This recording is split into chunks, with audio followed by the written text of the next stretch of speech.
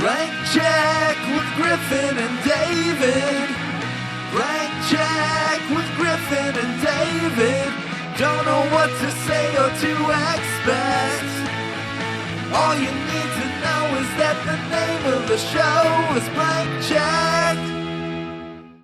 What a wonderful night for Blankies. Blankies, Blankies. Who will win? And the nominees are... Dun dun dun dun. Dun dun dun dun dun dun dun dun dun.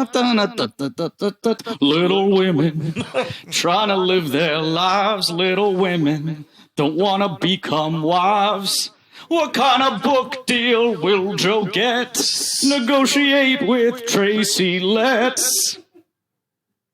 Dun dun dun dun dun. It's a story about a little marriage being split up onto very different coasts.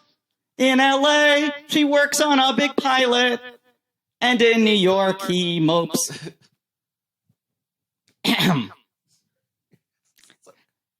This portrait's on fire! The lady's on fire! Her dress is on fire!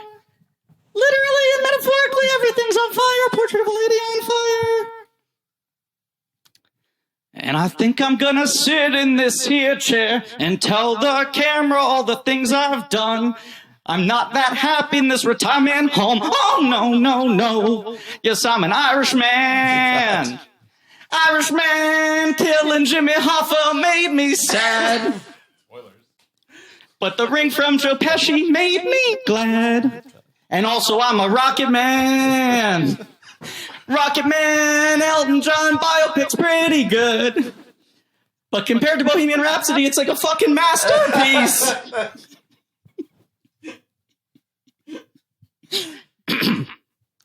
One glove, scissors two, and the red jumpsuit, babe. One glove, it's about us. Jordan Peele's Us, babe. Oh my God. All right. In Wong's Farewell, the grandma's gonna die. To make her happy, they settle on a lie. These are getting shorter and shorter. Good, though. These are fragments. Yeah. People in the basement. Parasite. Gotta make that Ramdon. Parasite. That's James Brown's Out of Sight. Ooh, nothing really matters. Anyone can see. Nothing really matters. Nothing really matters but for Key.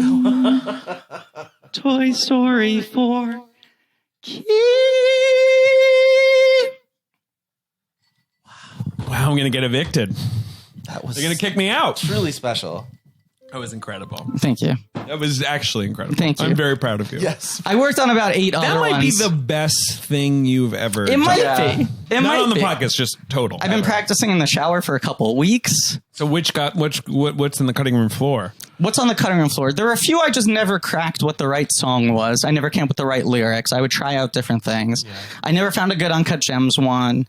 I never found a good Once Upon a Time in Hollywood one. Tough to wrangle that. Now I'm trying to remember what was cut. Because on the train ride here, I was doing the official process of cutting things from the app. Yeah. Both from the song list and from my nomination categories, making the tough decisions. Yeah. But I decided those were the strongest ones. There were also, I will say this, many of those songs originally had multiple verses. Of course. That's amazing. Yeah. 2 verses a bridge and then a reverse. Some of them Yeah. went pretty long. Yeah. I mean, I think, stop me if this sounds crazy, Sure. you could get in the booth, cut a little album. You think cut a little album? Cut a little LP. I think cut a little, mixtape. A LP. mixtape. You remember I was SoundCloud. talking about Yeah. a You blank wanted check to do album. I You know. wanted to do like when the Simpsons would release an album. Yeah. You know, like he wanted that energy. Well, and look, yesterday, at the time we're recording this, yesterday, rumor mill started hitting that Warner Brothers wants to hire Taron Egerton to do Little Shop of Horrors. And a lot of Blankies online were like, fucking Griffin, Newman, Erasure. Yeah. And I was like, look, I can't really sing. And they were like, come on. And I was like, you know what? You're right. I'm going to prove them all wrong. So all I'm saying is, Ben, the second we finish recording this episode, CC Warner Brothers. Sure. Okay. Courtesy of Warner Brothers Pictures. Yeah, it's warner.brothers@example.com. Yes. Oh, yeah, that's their email. No, I meant It's always- cut a record, send it in the mail. Sure. Right. Lay this down on vinyl. Let's get a 7-inch going. Right. What a wonderful night for Blankies. Welcome to Blank Check 2020. Hell yeah. Hell yeah. Hell yeah. All right. That's enough. It's just so sad that there's not a host this year. You could do it. Well, but this is the problem. No one wants the job. It's putting an arrow on your back, you know? Oh, because the woke police will come The and woke police. destroy your life. Because now woke the police. front Can't tell jokes row anymore. is the cancel brigade. I know. They're ready. Yeah. I mean, I think we can say this now. Yeah, let's say it. Because it's, I have no the idea what you're vetting about to process say. is so difficult, because it's a job that no one wants. No one. Right? We tried to get way ahead of it this year. And like June or July, we had who we thought was the perfect host. And then Shane Gillis got himself in a little trouble. He pushed too many boundaries. He pushed too many missed. boundaries. We said, Shane. And he missed. He missed. At the end of the day, that's the problem. We said, Shane, you can push boundaries as long as you hit. He pushed too many. And he pushed missed. a few too many. And he missed. Will that ever not amuse us, even I though don't it's think so. just a tiny grammatical error from a racist? I don't think so. I want to just also clarify, when we are obsessed with that and make that joke all the time, Yeah. that's the thing we're obsessed with. Yeah. The weird grammatical Is that error. the metaphor doesn't track. You don't miss a boundary when you're pushing. Right. It doesn't make any fucking sense. Yeah, here's another Anyway. correction I want to offer. Chris Gethard does not like Shane Gillis. Yeah, no shit. He tried Literally Googling that. Google New York Times Chris Gethard Shane Gillis Right. is what I advise you people. Right. That I love. Arguably Thank the you for number 2 reason he listening got to our show. fired. Yes. Yeah. All right. Okay. Now, Blankie Awards. The Blankie Blankies. Awards. And who's here to celebrate with us but officially entering the 5-timers club? I'm so excited, you guys. Oh, that's a good. Is this our 5th of these? This is our is. 5th. We should be locked in Fifth annual. Fifth annual Blankies. And here, putting tradition on like no other. officially his blank check 5-timers bathrobe. Yes. The co-chair of the Blankies Awards. Like, this is like introducing Dawn Hudson Right. or Philip Burke to do the speech. Joe Reid, a.k.a. Reading Rango. Oh my God. I forgot about Reading Rango. That's my Can't favorite forget. nickname. Thanks, you guys. I'm so excited to be here. Yeah, 5-timers. I can finally, show my face around the Richard Lawsons and Emily Yoshidas of the world without It's a very cowering in exclusive. shame. I mean, it's a cigar club. Yoshida got herself in trouble moving to L.A. So Yeah. she might be catchable. That's the thing. For a while, it was like, okay, Yoshida's kind of embarrassing everyone else. She's starting to lap people. lapping the field, But now yeah. you're like, she might be like a once-a-year person for the next 3 Yeah. years, if that. just gonna stalk your She's going to Once a Hollywood. year. We got to do offices. once a year, though. With Once Mama. a year, we're going to get her. Mama. Mama? Oh, you're saying She's the mother. The of mama of Blankies. Blankies. All right. Well, no, with Ma. We should call her Ma in Yes. honor of 2019's Ma Ma, Yoshida. which is all over my ballot. I don't know if you guys. Yes. It's not on mine, but it's not far from some of mine. I love This is what's weird. Best surprise penis in a movie. Did you Yeah. guys see Ma? No, Yeah. there's a surprise penis. Yeah, I mean, I think it's a fakie, but when she pulled that dick out of Luke Evans's towel, Yes. I did not expect. I'm it to sorry, be. this happens in the film Mom? Yes. Yeah. It happens in the midst of her. She's gonna slice it with a. But it- what do you call it? Scalpel. But it also is in the midst of a scene where it seems for a second like she's going to transfuse his blood with dog blood because men are dogs. And Mom's women a are really cats. chill movie. and it seemed for a second, and all I wanted was for that scene to play out. Yeah. And to see what would happen with Luke Evans with dog blood in him. I gotta say, it's very And it didn't weird happen. because I didn't see Ma, as I just said on air, but I'm looking at my notes app and suddenly every nominee I had written down is being replaced with Ma. yeah, Ma. Yeah. Ma. It's being transfused. Magically, Yeah. it's being transfused onto my list. Welcome to the Blankies. Yes. We're here to discuss our favorite films and performances and other, achievements of the Ephemera. year in Yeah. film. And let's just plug it right in here. 2019. Let's just plug it right here. We're right after this, Yep. back to back recording our best of the decade Flip on Blankies. over to our Yeah. Patreon feed, Patreon.com/Blank Feb 11th. Check. Feb 11th, we will be dropping Best of the Decade, which was hard, by the way. Really tough. It was certain categories, especially. I was just like, how am I expected to Because to it's narrow like this there's down? like 30 to 40 people I know. that fit in the. Anyway, Yeah. we'll get to that. Well, we'll get to that. That's And for the Patreon. Right. The only other disclaimer I want to offer is sometime between recording this episode and the next episode, the trailer for F9 is going to drop, That's true. and I will be commenting on it live. Very excited about this. Whether it's in this episode or next I think episode. we should do it in this episode, but we'll find out. We'll see. It depends on when it drops. goes. We'll see when it because the live stream is going to be a concert first. Oh my God. Wow. Who's there? Luda. Of course. Sure. I'm forgetting everyone else who's there, but I know We love Luda's I'm sure definitely Vin's there. going to sing The a tune. cast. Oh, I hope Vin sings. I hope Vin Voice like sings. an He's going to angel. sing like Poor Vin Te Diesel. Volare. But or I was saying whatever. to you, this is going to be like the Doughboys episodes where Mitch is watching a Patriots game. Yeah, right. in And the for me, background. this is the only thing that like, I'm like, Or it has Celtics. to be playing in mute in the background. Live stream starts officially 1 hour, 4 minutes. As I mentioned 3 off p.m. mic, the last time this situation happened, Griffin and I were doing a spelling bee, a movie spelling bee at Videology. R.I.P. And Griffin just made it very well known that we were going to be doing this while the Fast 8 trailer breaks. What was the thing? You included a fact from the Fast 8 trailer? Anytime with you every gave a clue, Yes. would Right. you would describe something from the Fast Right. 8 If someone trailer. asked for a clue, they also got a description They of got a something description that of happened in the something that trailer. happens, yes. Like And Vin nobody had Diesel s- and Charlize Theron kissing. Right. That trailer was better than that movie. None of us had seen it yet, so we Yeah. were all sort of we were like, trusting this that thing you sounds were being wild. honest. Right, which people thought I wasn't. Right. Because the trailer was crazy. Yes, it was. Okay, anyway, this is the 5th annual Blankie Yep. Awards in which we pick Our favorites of the year, our favorites of the year. Oscar style. Yes. And we should dive right into it. Do we always start with supporting actress? I always forget I how think we we do do, this. right? I mean, feel we're like that's such a good awards tradition. nuts. It feels like the right thing to start with. Yeah. Right. And look, more and more, I'm going to be going from the hip this year. Uh-oh.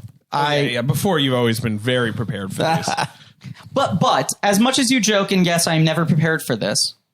In most years, I do more of a like what you guys do, I think, or tend to do. I know you do, David, is the first movie I see of the year is default my number one. Yeah. And then I'm adding everything to that ranking. Yeah. So if in December I see a movie I really like, I go, fuck, is that number 6? And then I'm pushing things out. This year I just decided if I like something, I put a little star next to it. That's Oh, good. interesting. Performance jumps out to me, I put a star next to it. I'm not giving things slots until the end of the year. Sure. So we'll see if that changes the results at all. That's a good way to do it. I will say in my 4 acting categories, I have 0 overlap with. No, I'm sorry. 1 out of 20 nominees overlaps with the Academy. Wow. That's insane. Kind of crazy That's crazy. But that'll make it fun. because I like a lot of the I'm gonna performances yell that at got you nominated. probably, but you know, whatever. But here we go, and here's the category that includes the 1 overlap. So we're doing Best Supporting Actress first? Correct. Okay.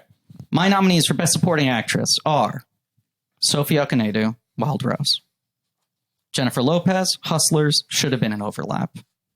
Right. That's a weird non-overlap. Yeah. Florence, Candace, LeBron, Bergen, Pugh for Little Women, So that is your overlap. because Florence Pugh is the new Candace Bergen, who is the She's new getting buckets. LeBron James because she gets fucking buckets. And also because she's amazing on Instagram, much like Yes. LeBron James. And much like Candace And Bergen. Candace Bergen. All 3 of them. All 3 of them. So once again, her official nickname from here on out is Florence, Candace, LeBron, Bergen, Pugh. Love it. Best comedic performance of 2019, Little Women. Right. That's my take. And then 2 classic Griff Chaos picks.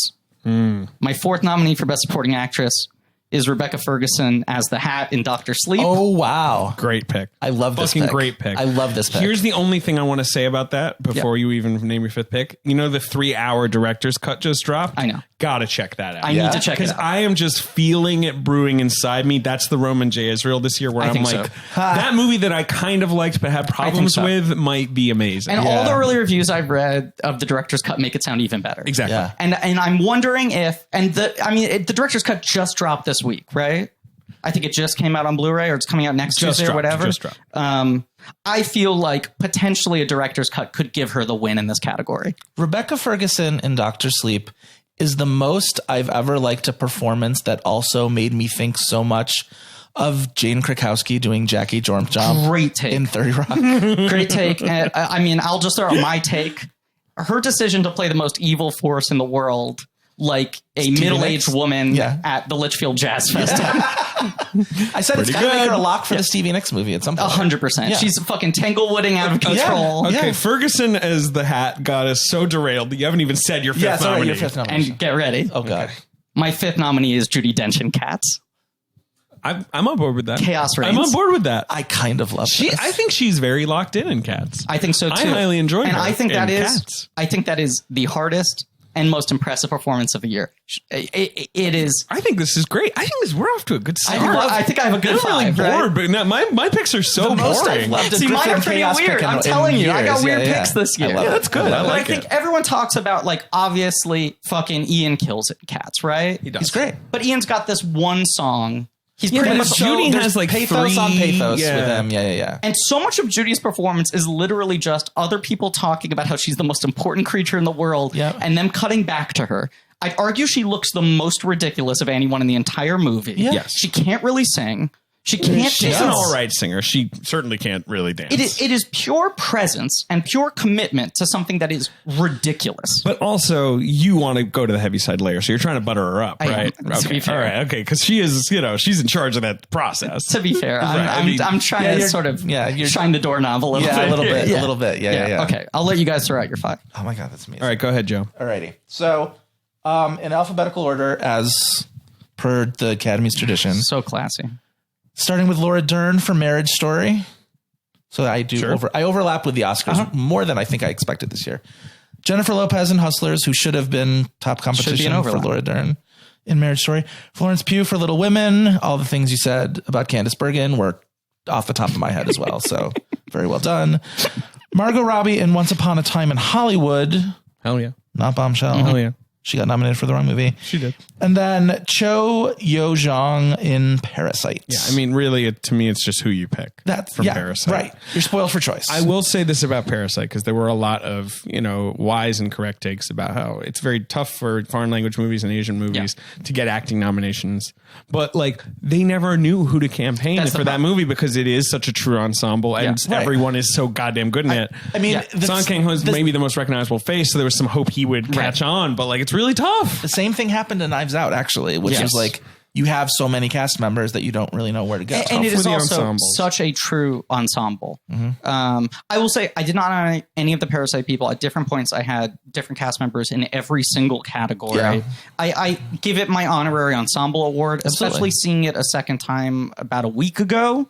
It is crazy how well that cast just works as a fucking company. Yeah. And that I just couldn't single out one. Well, I nominated Park So-dam and Parasite. Yeah. But the other, Wait, did you finish your five? Yeah, he finished. Yeah, that was my Okay, favorite. cool. I also nominated Florence Pugh, Nice. Yeah. who is on all our ballots, as is Jennifer Lopez for Hustlers. Yes.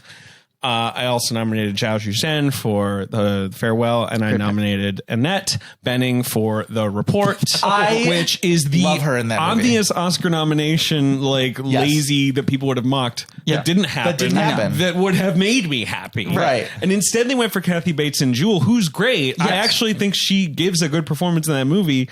But that kind of felt like them being like, yeah, let's flip a coin to the veteran. It is also weird that the Globes are the ones who got the Benning nomination. Right. Yep. She is incredible. She's incredible. She's now been sort of She's snubbed incredible. twice in a row now between this and 20th century. Well, the 20th century woman snub is about as bad as like Stick the a pin in election of that. Donald Trump. We'll be talking about that later. 10 days from now, we'll have a different feed. Yeah. But yes, no. In the report, Annette Bening is incredible. She's incredible. That movie I'm all doesn't singing this work. episode. That I love movie, it. I'm a big fan of that movie, and I feel like a lot of people aren't. But that movie doesn't work if it doesn't have Agreed. movie stars. Yeah. And also, she's not doing an impression of this person, Right. but she is doing this sort of like very like detailed, quiet performance. Yes. And she's playing someone who's kind of unlikable, but in like a very involved. And she's so good in the movie. Yeah. But come on, who are our winners?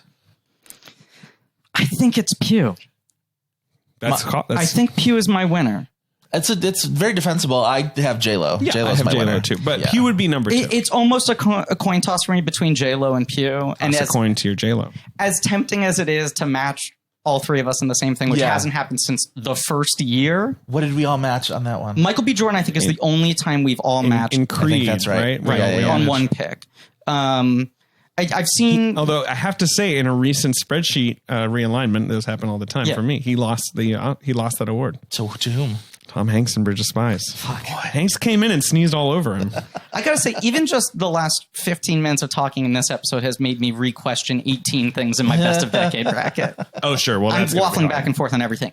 Pew for me is just, It's a very special performance. and it's just such a perfect supporting performance. Yeah. it's kind of like such an ideal for me of what I want out of a supporting performance. Yeah. Where someone just owns every scene they're in. Yeah. Without hogging the screen. She's always the most interesting thing happening in any frame. When she's given the reins over her own little slide of the narrative. Yeah. It's the most compelling part of the movie.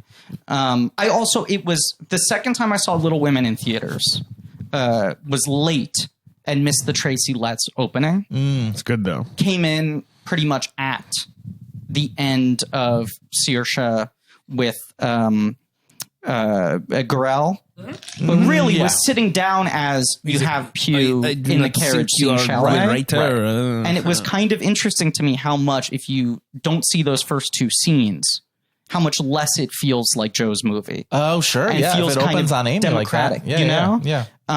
But it's an actor who's just so ready right there, is clearly going to be the dominant force of the next decade, or one of the dominant forces of the next decade. Yeah. And I also just think, I love standing for comedic performances on this show. Yeah. I go out of my way to give awards to comedic performances. Yeah. And partly because the mainstream comedy is dying. Yeah. There weren't many traditional comedic performances, but everything she does in Little Women, I think, is funny. What's amazing about what she does in Little Women is because, you think back to like the 94 version and they cast two different actresses, Kirsten Dunst as the young Amy and then Samantha Mathis as the older Amy. Excuse me, Princess Peach. Sorry. I believe she actually plays Daisy. I stand very well corrected. Princess Peach, OB. Yes.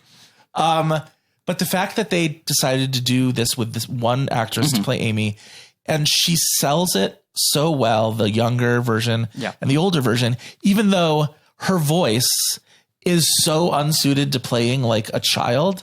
Yeah. It's such a sort of like deep and sort of like husky voice. No matter how prepared I think I am, I'm always taken aback the first time she opens her mouth in anything I'm watching. Yeah. Being an Instagram video or a film performance. I always think, I know how deep her voice is. Right. And then she starts talking and like she's the new Kathleen Turner. She is She's the new Kathleen Turner. I love that. Yeah. Voice. Yeah. But that she's able to do that and like still sell Amy and all her sort of like bratty young Amy-ness. Agreed. Is great. Now please break up with Zach Braff. Can the two of you make your case for Lopez? No, I'm going to make the case for Zach Braff. She can date Zach Braff. Who cares? People can date She's who they young. want. I mean, we all dated Zach Braff when we were young. It's We've a all mistake. had our moment with Zach Braff. Yeah. You know what's interesting about Zach Braff that would draw me to him? What? He's a very rich man who can buy me anything I want. There are two people my father always I'm not says- saying she's dating him for money. No, I know, but there are two people my Handsomely dad charming, I'm always sure. goes, can you imagine like just how rich that guy is? And the two he always brings up are Danson and Braff. Well, because he never gets over Danson and Braff. Danson's money. Danson's rolling is dough, right. You can't even think about it. But right, we're Braff where it's like, is he even famous? And he must have so much money, He's right? done Like, so little post Scrubs. right, exactly. And it doesn't fucking matter. How much do you think Danson Siegel got is for kind of Becker? in that zone too. Siegel, where it feels like he's Yeah. like, you know what? I'm going to do something if I want to do it. And otherwise, you might not hear from me for a while. Yeah. Right. I think for Becker, he probably was making... Because Becker lasted a while. I know. Becker, I think, did 5, maybe 6 seasons. You know, It did got over to 100 syndication. episodes. It And got to that's what's I syndication. saw Danson's Inside the Actor Studio. Yeah. And they didn't even mention Becker. And I'm like, he had another show Guess who's that seen- went to syndication numbers that they don't even have time Guess to who's talk seen about. every episode of Becker? David This guy. Lawrence David Sims. Lawrence Sims. Wow. And guess who loves Becker? David Lawrence Sims. That's correct. Nice. The dog? The dog. Arf, arf, arf. All right, my winner's Jennifer Lopez. She's fucking incredible in that movie. Yeah. It's one of the performances of the century. I mean, I agree with the two of you, and it feels like it's all been said. fine. But I'm Can not the two mad of at you you. make your little... My thing some with speech? actresses, and specifically actresses, with actors too, but like I really get the like spark of it from actresses is when they're able to sort of gather up all of their like movie star charisma and star wattage and whatever, and just like pour it all into this character and like grab you by the lapels and like make you sit up and pay attention. And that is exactly what she's doing in this. While at the same time, like it's an incredibly physically committed performance. It's an incredibly emotionally committed performance. Like she and what's Constance Wu's character's name? I can't even remember. Jessica, I believe, isn't it? Yeah, maybe. Sure. No, Jessica's her character on Fresh Off the Boat. Oh, you're right. But anyway, her and Constance Wu's character have such a bond in that movie. It had such like a very like palpable sort of a thing. Destiny, right? Destiny. Yes. Yeah. Correct. Dorothy, but Destiny. Yes. Exactly. Yes, yes. I just think I think she's nailing it on all, on all different levels, but it's to me, it is the quintessential movie star performance. And I think those things don't get valued as well as they should. I agree. And I think, look, what I love so much about the Pugh performance is it's the opposite kind of movie star performance. It's someone fully undeniably arriving. And Lopez is the opposite one. Lopez, if Pugh is Jude Law and Talented Mr. Ripley, to come up with the 1999 analogs, then Lopez is Tom Cruise in Magnolia. Oh, okay. It's someone finding the performance that channels their entire legacy as a star into the best piece of acting they've ever done. Yeah. Let's do Best Supporting Actor. And they're going to give it to Dern, who's the Michael Caine. It's a good performance from someone who's been good for so long. I think she's great in that movie. But I do too. Yeah. But she's very good. None of us would pick her to win. No. I do like her, though. Everybody likes Laura, and she's going to win an Oscar, which she doesn't have one of. And it's just sort of one of those, you know, when you look back, you'll be like, huh, what was the story here? And it's like, it was her. It was time she was for her on to win an Oscar. a hot 5-year run. Yes. I kind of prefer her in Little Women, which is a scorching take because some people think she's bad in Little Women. That's very but wrong. I like her wild energy, you know, too. like wild parentheses 2015 or whatever. Yes, wild 2014. Like I like her as the sort of like sparkly kind of like overflowing with passion mom. I think she's great. Right. She's playing a good Renata. And I will say at the Critics Circle, when she won, you know, you then have to formally sort of vote on, like, are we going to just give it for one movie? Or are we going to give it for both movies? Yeah. And when that voting was done, we gave it for both movies. It was like, okay, we're moving on to the next category. And I went like, she also was in Cold Pursuit this year. And everyone like looked at me and I was like, I just figured I had to say that. No comedy points. And no comedy points. Does the New York Film Critics Circle ever award comedy points? I don't know. Yeah, I'm going to make a motion. Make that motion next year. So, all right, Best Supporting Actor. Oh, let's go back. I'll start. Griffin can be Kate. We'll go. Yeah, snake style. Yeah, all right. Best Supporting Actor. A term I only know because of Doughboys. Right. Brad Pitt in Once Upon a Time in Hollywood. Joseph Pesci, I'm seeing here in The Irishman. Right. Tom Burke in The Souvenir. Alessandro Nivola in The Art of Self-Defense. And Song Kang-ho in Parasite. I'm boring this year. I don't think so. Yeah, whatever. Those are pretty good. Those are good. Yeah, picks. they're great. All right, mine are love those guys. Timothy Chalamet in Little Women. Chris Cooper in Little Women. Joe! I almost thought about trying to wedge him in there, and I went, Joe's going to take care of it. He's a bowl of soup in that movie. Yeah, he's a real bowl of soup. God. Mutton soup. Mutton chop soup. Mutton chops, what? Yes. Tom Hanks in A Beautiful Day in the Neighborhood. He is a beautiful day in He is a beautiful day in that neighborhood. Richard Schiff in Clemency. Richard Schiff in Clemency. Joe, good performance. He was my number 6, and I felt bad about cutting him. And once again, you've alleviated my guilt. He was my Toby himself. And Wesley Snipes in Dolomite is my name. Which is that was a close one for me too. Love Wesley. Okay. Oh boy. There's one big decision based on category placement. I have 2 actors right now, one in Best Actor, one in Best Supporting Actor, who both arguably could go either way. Okay, we'll go on. And I think Let's just talk through it, you know. I think this is the decision I'm going to make. All right. Okay. Jamie Bell in Rocket Man. Great performance. Good. Alessandro Nivola in The Art of Self-Defense. He's just so good in that movie. Wesley Snipes, Dolomite is my name. Jeremy Bobb, Under the Silver Lake. Who's that? Is that the Piano Man? Yes. That's like maybe the scene of the year. Yeah. He's incredible. Yeah. And this is my flipper. It's Willem Dafoe in The Lighthouse. I would call him like in this year of two-handers where one got deemed supporting. Right. Yes, he is the supporting in The Lighthouse. Sure. Much like Pitt, much like Anthony Hopkins, much like there's another really obvious one. There's a lot of two-handers where they just kind of had to make a decision. Yeah. I can't remember what the other one is. Well, I'll say my flipper with it is Tom Burke in The Souvenir. With him, I was sort of like coming out being like, well, I think it's a lead role. And then they ran him supporting. And I was like, I guess he is in and out of the movie. And also it is almost sexist for me to call him the lead in that movie. Yeah. Because of the way that movie is designed. So I was like, yeah, sure, he's supporting. That's fine. That movie just more so than most of the ones we're talking about really feels like a duet to me. Even though it is her story. It's her story. And I don't know. But you'll talk about him now here. I'll talk about him later. He's my winner, to be clear. Yeah. That's the performance. That's my hesitation because I think Dafoe is my winner, but if he was in this category, he would probably be my winner.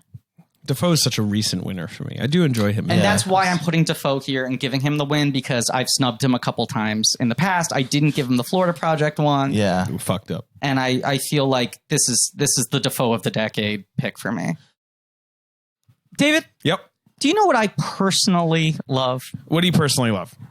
Getting healthier, getting in shape. 2020, baby. I love doing it for me, downtown Griffy Nooms. Downtown Griffy Nooms is getting in shape this year. Because I told you, last year, 2019, Hot David. This year, 2020, New Griff. It is. You have been talking about New Griff a lot off mic. And New Griff Time maybe to also debut it means on mic. Noom Griff.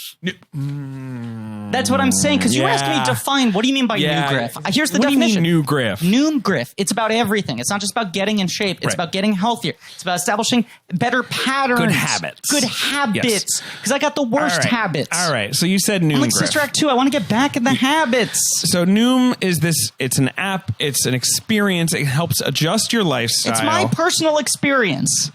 It teaches you the psychology behind the decisions you make and then helps you keep track of everything. Workout, steps, your diet, healthy recipes, and it connects you with a personally assigned goal specialist and community of other Noomers so you have all the support you need. People are going to be calling me Savion Glover. So you're going to... Because I'm going to be nailing those steps.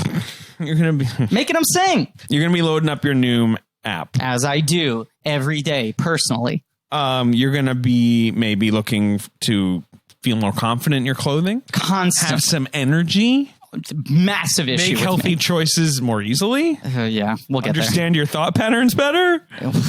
Where many Noah's have actually failed. got a lot in its plate with you. Yeah, really, truly. But basically, it's based in psychology. It teaches you why you do the things you do. It empowers you with the tools you need to break bad habits and replace them with better ones. It's not a diet. It's just a way of life. It's easy to stick to. Yeah.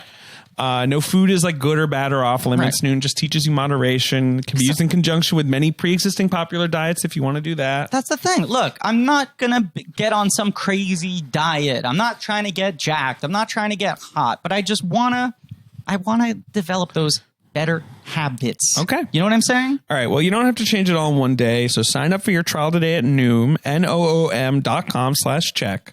What do you have to lose? Nothing. Visit Noom.com/check to start your trial today. That's Noom.com/check. I'll tell you the only thing you got to lose. What? A couple pounds and bad habits. Fair enough.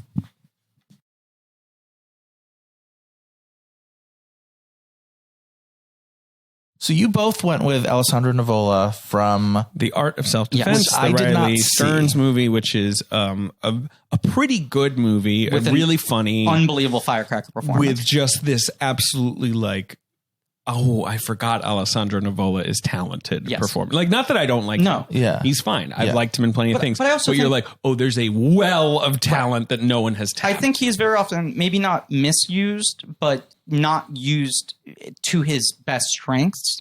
And something like Disobedience, yeah. the Sebastian Lello film, which I like a lot, and I think he's very good in. Yes. You watch that and you're like, this is a skilled actor doing a good performance. Right. The only problem with that performance is that it's one thing. He's good Right. at it. But that's what I'm saying. I think very often people hire him just to do one thing because he is good at stillness. He is good at seriousness. Very serious. And then yes. something like Art of Self-Defense where he's playing like They're 18 taking that, He's but they're playing notes messing on with it. different instruments at the same time. Yeah. Yeah. He's so funny in that movie. He's so good. That movie is sort of like an American Yorgos Lanthimos movie. Like, it has that sort of weird unreality where you're like, people don't talk like this. Especially the ending. Yes, but it also kind of rules. I feel like that movie like it a totally lot. passed me by. I have to say. It didn't get a big release. It was a summer movie. You know, it's very good, though. There's also because this year also had The Art of Racing in the Rain, so it really kind of I missed stole that its one. thunder. I missed that art. I didn't see that either. Who's your winner? My winner, I think it's Timothée Chalamet for Little Women. I think he's so good at playing that kind of, you would almost feel like an actor like that would be reticent to sort of go full boat into this kind of like young, sort of like, you know, young hot thing, fuckboy kind of a thing. Right. But he not only goes fully into that, but then he gives this character such like, you know, you understand why he's sort of lashing out the way he is and sort of striking out for this connection with these, you know, these March girls and whatever. I had gotten so fucking sick of Timmy. I know. After The King, I was ready for revolution. I wanted to dethrone Timmy. Did you see those on back-to-back days? Or no. I just remember you telling me after The King, I think I'm done with him. And then after Little Women going, I'm back in. Yeah. Basically. I mean, The King, the other thing, the problem with The King, apart from that it's not a very good movie. And it was also, it's like, I was so ready to love that movie. I love British history. Yeah. I love Shakespeare. And many have said it's good to be the king. And it's, Many have said it. I mean, Ralph for one. There you go. Ben has not spoken the once. problem with The King is that, I mean, Ben's going to weigh in. Oh, Me, yes. You know. Yeah. Ben always saves his best for last in the Blankies. Exactly. The problem with The King is that also I went in and had already screened in Venice, and people were like, Pattinson's got a great, great part in this. And so I spent 2 hours being like, when are they going to get to the fireworks factory? Where's fucking Pat? Because he comes in the last 15 minutes of that movie. Oh, wow. And when he comes in, you're like, oh yeah, this is great. But you have suffered through Timmy being like, should I be the king? Right. What is it to be the king? And I'm Yeah. like, oh my God, have some fun. And then Little Women, she just knows how to use him. Yeah.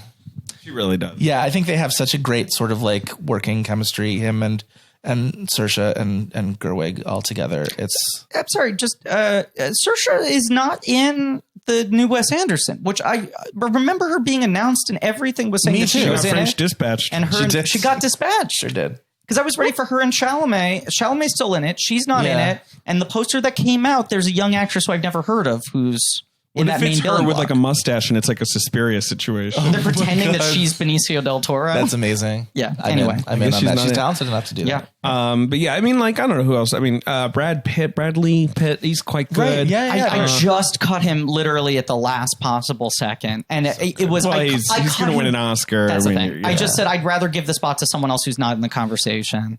This guy, Joe Pesci, heard of him. Phenomenal. He's doing a lot of good He work. was on my long list for. I didn't love a lot about The Irishman, but he was absolutely my favorite thing about that. I thought he was so good. And then Song Kang-ho, like, I think the most crucial turn in Parasite rests on like just imperceptible shifts It's in his pretty face and incredible, that mood. final scene. Yeah. And you need him to build. And also, I mean, he's just a very arresting actor anytime you watch. Yeah. I mean, this was a tough year for supporting actor because there were so many two-handers, as we said, were, that it's yeah. like you have true supporting I performances. enjoy Hopkins in Pope. I I still have enjoyed not a seen lot it. about Two Popes. I enjoyed a whole lot about Two Popes. Very enjoyable. It is weird for it being like the most easy watching movie that I still haven't gotten around to watching it on Yeah. Netflix. Yeah. But I tried to cover more people who are true supporting performances, and other than Defoe, I think that's fair. Yeah. was kind of knocking out a lot of the more ensemble or two-hander pick. I want to do my 2 seconds on Jamie Bell, He's fantastic Yes, in great. that movie. friend of the show. Kind of the heart and soul of that movie. But I messaged Not him to be cliched. this months ago, so I'm not just saying this because I know he's probably listening right now. It is my David Oyelowo Award for the thing that's toughest to do, which is just to play a decent, uncomplicated person. Yeah. In a movie that is like so big, and where Taron Egerton, who I think is very, very good in the movie, has like so much to play. Yes. His job is to just stand there and kind of express concern and remain steady. Right. Yes. And he's so fucking Which good. He is makes the it so much story more of Bernie interesting than it has Taupin, any yeah. excuse to be. Yeah. Jeremy Bob, we said scene of the year. I mean, that's just like a perfect one scene chaos. Wait, what are we I mean, talking that about? scene is incredible. Under the Silver Lake. Did you see it? I just Yes. I'm like, is that He is good. I can't deny I think that it. scene's the best scene in the movie. I think it's maybe course. the best scene of the year, but I also I think that performance is doing a lot of work. I think there's something to the fact that it is a younger actor in old age makeup playing some weird maniacal sketch comedy old man, rather than it being an actual old man. And I think that falls into the performance. I give him credit for that. I watched Under the Silver Lake on a train back to New York from Buffalo.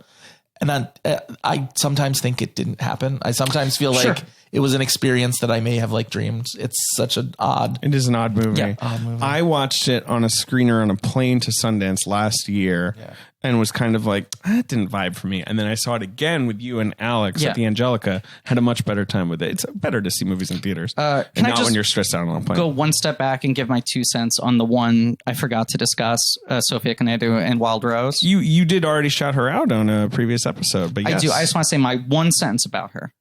We talk about this in our Ricky and the Flash episode. Mm-hmm. That the Audra McDonald scene, where there are all these interesting layers added because of the racial dynamics of it, that you can't tell if that was written into the script, if that was just a smart casting choice, or if the actors bringing it all themselves. And I think Sophia Canedo in Wild Rose is so fascinating because it is a film that in most cases by description would sound like a white savior movie. Sure. Most times you've seen that story. It is a rich, white, domesticated woman reaching out the hand and giving a golden ticket to a person of color. Right. And the fact that the dynamics are flipped in that movie, and I feel like Sophie Akinodu plays the sort of nuance of that in every moment, is incredibly compelling and impressive to me. She's great. Yeah, she's great. I also love that movie.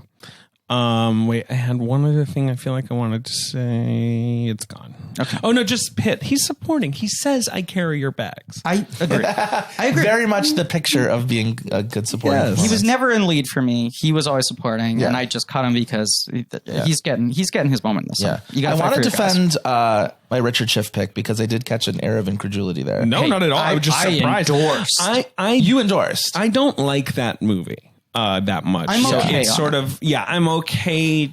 I'm okay to mixed on it. But no, I just hadn't thought about old Schiffy. Yeah. And I was surprised. That's my Tucci performance of the year. It's one of the those just do the work performances. performance. It I can't grew wait on for you me to see because I'll lose my mind. the more you think about, or the more I think about Alfred Woodard's performance in that movie, which I really loved. Yeah, we'll talk about it later. He's such an interesting mirror for her because he also is sort of like, you see the strain of what this work that he's been doing has been putting on his life. And they're both sort of meeting at the middle from like opposite ends of the spectrum.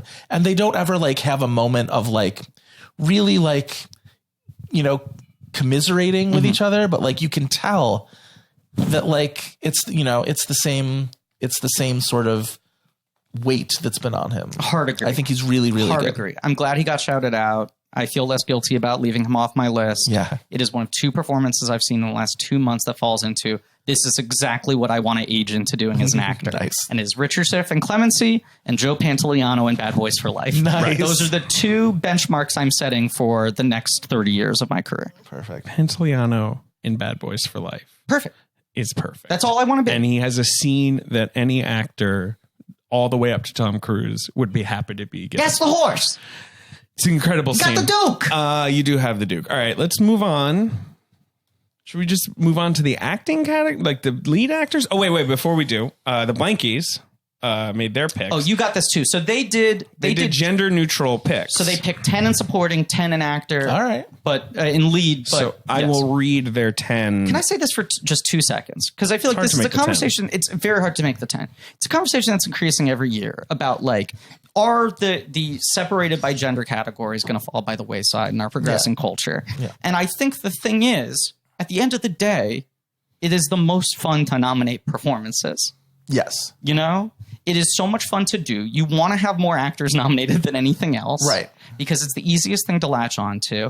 And also the fear is always, if you eliminate gender lines, then men are going to take over every category. That is my fear. Now, for the Blankies, they pretty much maintained 50-50 parity. It was pretty close. They did. I mean, the thing I will say is that the real problem is winners, not nominees. The reason that it'll probably never change, is that you want 2 winners. Yeah. But anyway, here are the supporting. You want 4 winners. That's what I mean. Right. But yeah, yes, 2 per exactly. category. You want so here are the supporting actors: Florence Pugh in Little Women. This is ranked, so I'll just read it top to bottom. What was that name? Florence, Candace, LeBron, Bergen, James. Pugh. Cool. Thank you. Brad Pitt in Once Upon a Time in Hollywood, Jennifer Lopez in Hustlers, Joe Pesci in The Irishman, Song Kang-ho in Parasite, Willem Dafoe in The Lighthouse. So those are all performances I shouted out. Also got Al Pacino in The Irishman, Solidarity. We've got Laura Dern in Marriage Story. Daniel Craig in Knives Out, who is a lead. I'm not really sure what's happening there. You can say that Ana de Armas is sort of the lead of that movie. Sure, but so is He's Daniel also Craig. the lead, That movie is about him realizing that even though he is bored of mystery solving, he is weirdly in on this person, which is what I love about that movie. Really good take. That's what that movie is about. The movie is at the he figures it out really early on, and then and then he's just like, well, I'm the greatest detective. I guess I'll follow this thread, because he has that whole speech where he's like, it's a parabola. It always ends, and I'm always there. And he's like, he's Poirot but bored. Right. And then at the end, he's like, here's the thing. I watched you not take the money. You're a good person. Right. You shouldn't give them money. Yeah. And I think the twist at the end of Knives Out is that she probably is going to give them money, because as he says, she's a good person. Right. But it's in her. She's the boss. Yeah. Yeah. And she's always going to have that on Her there. rules. Great takes all around. I'll throw out my take. I still just think this is award for the year. Performance most in need of facial hair. You want him to have a mustache I or don't something? have any problems with anything Maybe he in the does as an sequel, he actor. I can think have a all of it's mustache. great. I hope he has a mustache. let me I sh- want a little bit of distance from Daniel Craig in that performance visually. He has an emotional mustache, I feel like. In That's that the movie. problem. have an I keep on. emotional It looks naked to me because Yeah. I can feel him playing the mustache. Yeah. And I Yeah. don't hold it against anyone in particular. Right. And I still love the movie, but I want that stash. Yeah. And that number 10 was stash. Park Saddam and Parasite. Jessica, we stand. Yes. Cool. All right, so let's move on. Did they have a winner? Well, number 1 is Florence Pugh in this ranking. So my guess is she's the winner. So should we move on to the lead actors, or do we want to do screenplays, or I forget how we sort of bounce around here? Let's maybe do the 2 screenplays. Sure, right? fine, Yeah. whatever. You go first. No, let me I almost make called sure. you a bitch, I but I didn't decided, fuck it. Yeah. I Thank decided not to do you. that. Well, you know how I'm always going, bitch, Jesse Pinkman, like a Yes. fucking idiot. I need Yeah. to be canceled. Yeah, Don't cancel me, please. I No, don't wanna you're be super canceled. canceled. Please don't cancel me. We should mention also this Cancel first 2020. first episode ever recorded at Little Nicer. This is at Little Nicer. So you're in Ben's on, first works on you're in on Little Nicer. I'm in on Little Nicer. Even I though like it's it a lot. still a pretty big It's apartment, pretty not big. to brag. And it's definitely a Little Nicer. That's the thing. Yeah. And Forky came up with that name. Shout out. And congrats again on your engagement to Forky. Best original screenplay. Us. Uncut Gems. Parasite. The Souvenir. And High Flying Bird. Do I Bird? That's a good pick. Thank you. Do I do adapted as well? Do we want to talk about these 10 together? Yeah. Adapted screenplay, Little Women, Dr. Sleep, Hustlers, Toy Story 4, and Glass. Glass. Yes. is All right. a Griffin pick. I do. haven't heard of It is one. a bit of an odd divide this year. But anyway, Joe, Yeah. go ahead. Adapted screenplay is pretty thin for me, so I'll start with Little original. thin. Original screenplay: Booksmart, Knives Out, The Last Black Man in San Francisco, Marriage Story, and Parasite. And then in adapted, Griffin mentioning Toy Story 4 actually changed his mind a little bit. Boy. A Beautiful Day in the Neighborhood, Hustlers, Little Women, Loose, and Toy Story 4. Hells yeah. What did it knock out? It was going to be Jojo Rabbit. Jojo. I feel really proud right now. Very good. I guess it counts as adapted. Sequels are always tricky, but Sequels are adapted. That's why Glass is adapted too. Original screenplay for me: The Souvenir, Parasite, Knives Out, Marriage Story, The Farewell. One of the toughest categories of the year for me. Yeah. There are Almost lot of everything very good good is an original candidates. screenplay. Exactly. Yeah. Can I just say, just as a disclaimer, it's just my thing. I couldn't figure out how to do it without feeling comfortable. I removed Farewell and Her Smell from consideration, all categories this year. I can't do Alex's movies. He's my actual friend. That's the thing. I've met I'm not Lulu pretending that once. Lulu's a friend, Yeah. but she was on the show, which makes it feel weird. Yeah. Alex is actually a friend. In an alternate reality, Her Smell's in like 6 categories. Yeah. But I also saw it like a year and a half ago. Yeah. And know him too well and couldn't put it in. Well, shout out Lulu because you're my winner this year. All right, adapted screenplay: Little Women, Hustlers, The Report, Transit, and The Irish. Man, Nice. and my winner there is Little Women, my winner adapted is Little Women. which is a great piece of adaptation. I really love it as a piece of adaptation. My winner in original is Parasite. Yeah, I mean, Yeah. it's a pretty good winner. Yeah, those are my winners. My winner in adapted is Little Women. My winner in original is actually, I think, Knives Out. Well, Knives Out's a great screenplay. Yeah. I mean, yeah. Little Women is just like it's the best argument for the art of adaptation. That's what I'm saying. It's just it's a unique piece of. It's such a specific Yep. singer, not the song. Look at one artist can do with the thing you think Absolutely. you already know as well as you possibly That's could. absolutely it. Yeah. Dr. Sleep, I just love that movie is both about Who someone. wrote it? I think Flanagan did, right? Yeah. Did he co-write it? I mean, he definitely wrote it. We're gonna look it up. I don't know if he has a co-writer, but I think that movie is so smart, operating on a meta level, more so than any other Lego sequel, about both like a child of an infamous movie character Yeah, he wrote living it with himself. that shadow, Yeah. and a filmmaker living with the shadow of the film that they are sequelizing, Yeah. and the weirdness, tension between the King book and the Kubrick movie and who the author is of that thing. I think that script is really, really fucking smart. It addresses the conflict between Stephen King and what he didn't like about the Kubrick movie. Yes. Really well and really intelligently, and really sort of like keeps a balance of it, but like brings back all that stuff that was changed from the book. Yeah. That like King sort of like, it sort of ripped the guts out of the story that he was telling, which he's not wrong. Like Kubrick's movie is Kubrick's movie. It's, you know, it's its own thing and it should be its own thing and it's great. But like, I kind of don't blame Stephen King for like hating Stephen. No, an Stanley impossible Kubrick for that. task to go like, I'm going to try to thread the needle and make something that is both very much a sequel to the Kubrick movie and very much a sequel to Stephen King's book. Yes. And an adaptation of a sequel to a book that is different. It's from a the lot movie. of moving parts. It's a lot of plates to keep spinning. yes. Okay. And I'll quickly say, Toy Story 4 falls into this weird thing of like Frozen 2 and Rise of Skywalker, which are movies that feel like 9 months before they came out, they threw out the entire screenplay and started over from scratch. And Frozen and Skywalker totally feel like that. Toy Story 4 is the one that had least reason to exist. Who wrote Toy I was Story most 4? fearful of. The final credit is Stephanie Folsom and Andrew Stanton. I have had people slip me earlier drafts from different writers over the many failed attempts at making Toy Story 4, including the previous Lasseter versions, all of which I read were insulting and disastrous and had me totally freaked out about this movie. And I think they kind of pulled off a miracle that the film works as well as it does. Two things about that. One, Frozen 2 is great and I loved it and should have been Joe. nominated. Frozen 2 got no credit for being as like perfectly calibrated queer storytelling as it is, without being allowed to have that character be like within the constraints of what Disney had for them, which was we can't let this character be canonically queer. Yeah. To like, they're like, okay, well then we're just going to have her running through an ice tunnel and like tossing aside like these phalluses made of ice. Like You it's are a whole- describing the one scene in that movie I it's like. so good. And that it, like, scene, I think, pulls and off that. And it maybe makes me forget about all the other things about the movie that are kind of, that are like rote. Yes. But I don't think I think they're at worst paint by numbers. And I think at its best, that movie is really, really like invests itself into the Elsa character in a way that I was very, very happy with. I think there is 15% of that movie that really successfully does what you're saying. Yeah.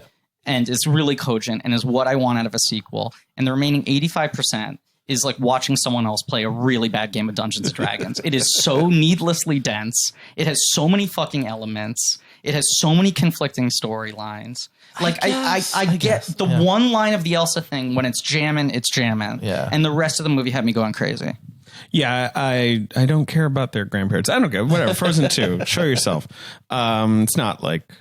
anyway, look, Show come on, Yourself let's- was the better song too. It should have been not the one. That's High Flying Yeah. Bird, I just want to say, most fun dialogue of the year. It's just a beautifully Fucking literate, great. very wordy. So great. That movie. was a late cut for me. Right, but that's like a spoken musical. It's just great to watch those actors run around with that dialogue. Let me give you the Blankie picks: original screenplay, Parasite, Knives Out, Marriage Story, Once Upon a Time in Hollywood, and Uncut Gems. Yeah. Adapted: Little Women, The Irishman, Hustlers, Beautiful Day in the Neighborhood, Jojo Rabbit. Okay. Just giving you the picks. The exact reason I give Parasite my award for best original screenplay is the exact reason I'm terrified at the idea of him doing this HBO show. Because he's saying it's based around all the scraps of backstory that he built out and didn't have time to put in the movie. And I think that movie is so great for just how fucking lean and economic it is. Sure. And how many things are implied but aren't really delved into. So it's how still many going mysteries to still have exist. to do with the characters. It's not going to be like an anthology of Unclear. like. I think I still have hopes that he's going to pull out something of an, if not like a legitimate anthology, but something that is sort of like what Watchmen was for Watchmen. You know I what would I mean? be happy if it was that. And I think the reason we don't know yet is because he does not know. I think And I'm happy to let him sort of like figure it out. You know I think what I mean? they said, would you want to make a TV show? And he said, why not? And they announced it immediately. He Yeah. has put no further thought into it Yeah. outside of knowing he has a knows? notebook of cut threads. Right. Right. All right, let's move on to lead actor or actress. Who do you want to go for? Let's do actor first because Yeah. we did actress. Let's I think actress is like actress is my most exciting categories. Yeah. So, yeah. Okay, so let's do actor. David, you're going first. I'm going first, and this is actor. Yep. Yes. Best actor. Yes. Adam Sandler in Uncut Gems. Leonardo DiCaprio in Once Upon a Time in Hollywood. Antonio Banderas in Pain and Glory. Andre Holland in High Flying Bird. And Mark Ruffalo in Dark Waters. He just missed. He was a late cut. Hunchback of West Virginia. Yes. He's so great in that movie. Bulldog Drummond himself. It's just an absolutely incredible performance. Yeah. That now I feel like some people are talking about. I do want to proudly say that I shout out Dark Water so hard in an episode, in I think Philadelphia episode, which we recorded long before it came out. You were literally hot on like, that tip. no one's gonna say praise it. It's gonna vanish, and it's so good. And it has literally had that arc, Yeah, and you already called it. people have this sort of like, wait, why didn't we pay attention to this movie? I had Scott Tobias wrote about that on Vulture. I had a great time with that movie. I only give it one word, which we'll get to later. I do think it is the movie 2 years from now I will most be perplexed that I didn't put it in most categories. Yeah. It's just such a fucking enjoyable movie. I still want to know what he was doing with Anne Hathaway's character. That's the only thing I still want to know. didn't get to that. Yeah. Incomplete. Yes. Incomplete grade. I think that's right. All right. Mine. And I think Anne Hathaway took that role because, of course, it was tax deductible. Yeah. Listen, but good business is good Any business. performance in Dark Waters is tax deductible. All right. Mine for best actor are Antonio Banderas for Pain and Glory. Yeah. Daniel Craig for Knives Out. Yeah. Leonardo DiCaprio for Once Upon a Time in Hollywood. Yeah. Adam Driver for Marriage Story. And Brad Pitt for Ad Astra. I can't believe. So close. If you had asked me to pick which one of you, wow. Yeah. My best actor is Adam Sandler in Uncut Gems, Eddie Murphy in Dolomite Is My Name, Good pick. Tom Burke in The Souvenir, Keanu Reeves in John Wick Chapter 3 Parabellum. Hell yeah. And You gave a very impassioned right, defense so I'm not going on to go over it again. I just think it's the Which fucking... episode do you remember? I don't remember. I don't It might have remember. been on a Patreon. I can't remember. No, it was main feed. It was on a main It was feed, main yeah. feed. It was, we were doing box office game. It was maybe Lion King. I don't know. Who was before Keanu? Eddie Murphy, Keanu, Tom Burke, Tom Burke and the Souvenir. Adam Sandler, and my fifth nominee and my winner is Paul Walter Hauser and Richard Jewell. Right. I knew he was your winner. Wow. I knew he was winner. Very good performance in my opinion. He is my winner. It is so much everything I love in a performance. As much as I talk about my favorite thing being someone playing an uncomplicated, kind person well, my biggest pet peeve is actors playing dumb people, quote unquote, or simple people or dorky people, uncool people with a sense of judgment. And especially for this movie, and especially for how often Clint Eastwood does not calibrate performance as well. And you look at the complete catastrophe that is everything surrounding the Olivia Wilde character, the amount of nuance that Paul Walter Hauser brings to the film, I think single-handedly transforms it. And I think it is incredible that you understand exactly who this guy is. He is never playing it with any sense of judgment. At every moment, you are understanding why he's making the decisions, acting the way he is, saying the things he's saying, and also just like hiding under your chair in discomfort, going like, please don't fuck yourself over like this. Yeah. I think it's a beautiful performance. I think you're a beautiful performance. I think I disagree. Wow. But maybe not because of his performance. I think the thing about Richard Jewell for me is so much of it is Eastwood being like, they cracked down on this guy because of the way he looked, and they decided that his profile made him the right suspect, so they railroaded him. Well, I was going to correct you. And how they awful, didn't crack down on him. They railroaded him. Yes. They railroaded the kid. And how unjust that is. Sure. And then Eastwood seems to be like, but also get a load of this fucking guy. Totally. And that's maybe why I respect the performance so much. Yeah. Because he is both hitting the necessary comedic beats to be in line with everything Eastwood is doing, and also playing the guy with so much emotional integrity. It is weird though. Like, did you listen to the DGA podcast with Clint? No. Who interviewed him? Scott Cooper, I think, which is right down the middle. Okay. But like he always has the same answer. Why'd you hire this guy? Well, he just looks like him, Like he always loves their look. It's always like they just have. He didn't the look. audition. He got a straight offer. He like was shown a picture of him and was like, oh, interesting. Yeah, because he was originally going to be Jonah Hill. Anyway, which I don't think it works if it's Jonah Hill. I mean, I was like playing the game where I was like, I love Jonah Hill as an actor, but I was playing the game and I was like, I don't know if there's anyone else who could pull this off. No, I think you're right there. And it's, I mean, such an interesting story, such an interesting character. I was just really blown away by every micro and macro decision he made. All right. Who my winner is Antonio. That is my performance this year. That's your one. That just absolutely He's ruined so me. And I love him as an actor. And it's a tough year because I think obviously Sandler is wonderful in Uncle Gems. I think Leo is close to career best in Once Upon a Time. It's maybe my favorite Leonardo DiCaprio performance. I am not usually a fan. You know, he's no federal marshal, but it is pretty fucking good. Yeah, it was a really great performance of his. Banderas, I will always have close to my heart because I saw Pain and Glory. I saw an early sort of screening of it pre Toronto. Mm-hmm. Walked out of that screening and the Cats trailer had dropped. Wow. And so literally I'm in the hallway outside of this watching the Cats trailer on my phone, trying not to freak out, even though I'm freaking out. Sure. And I have to go find the Schnippers around the corner because I'm bought a meal and sat down with it just so I'd sit and experience We've the all Cats been trailer. there processing the Cats trailer at Schnipper. And so that and Pain and Glory have been wrapped up in my head weirdly peak of your twins. year. Yeah, basically. Yeah. Do you say your winner?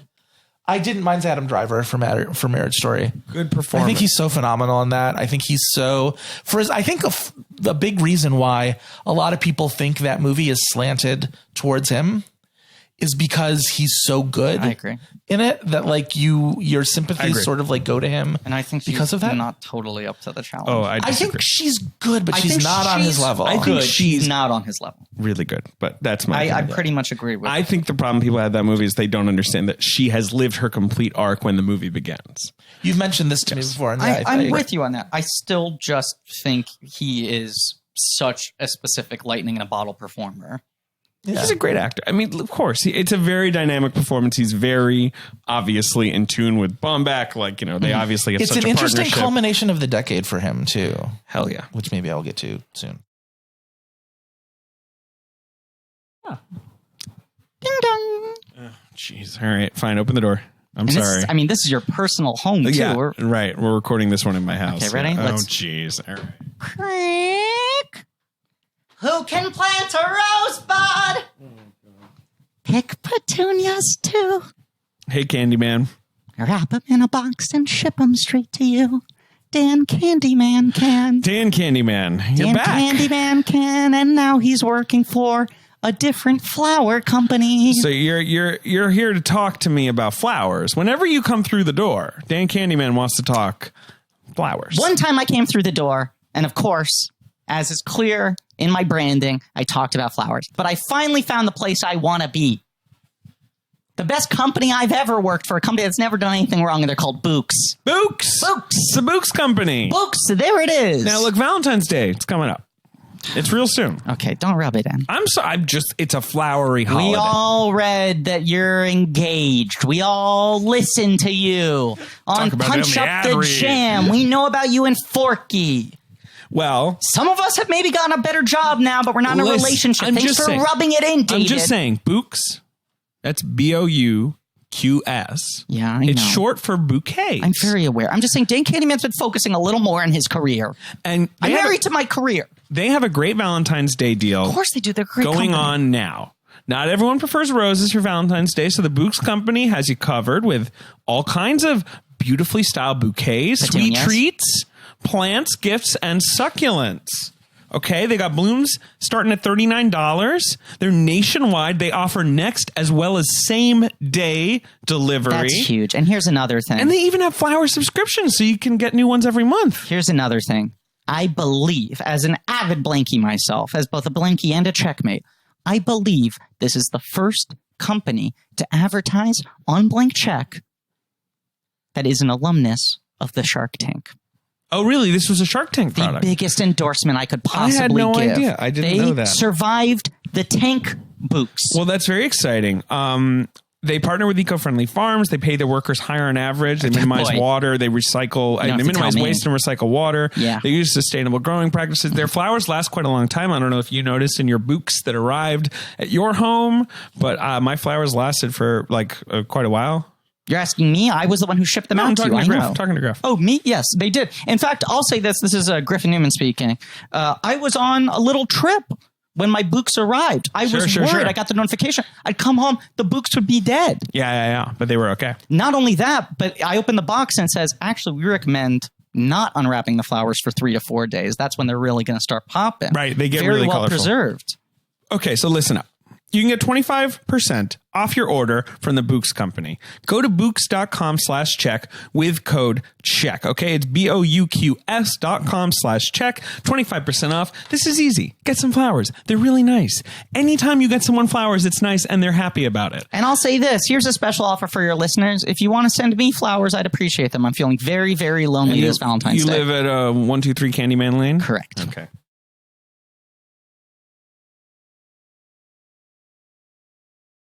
All right, so my winner was Antonio. Who's your winner is Paul. Your winner is Adam. Yes. All right, let's move on to Best Actress. Griffin, you go first.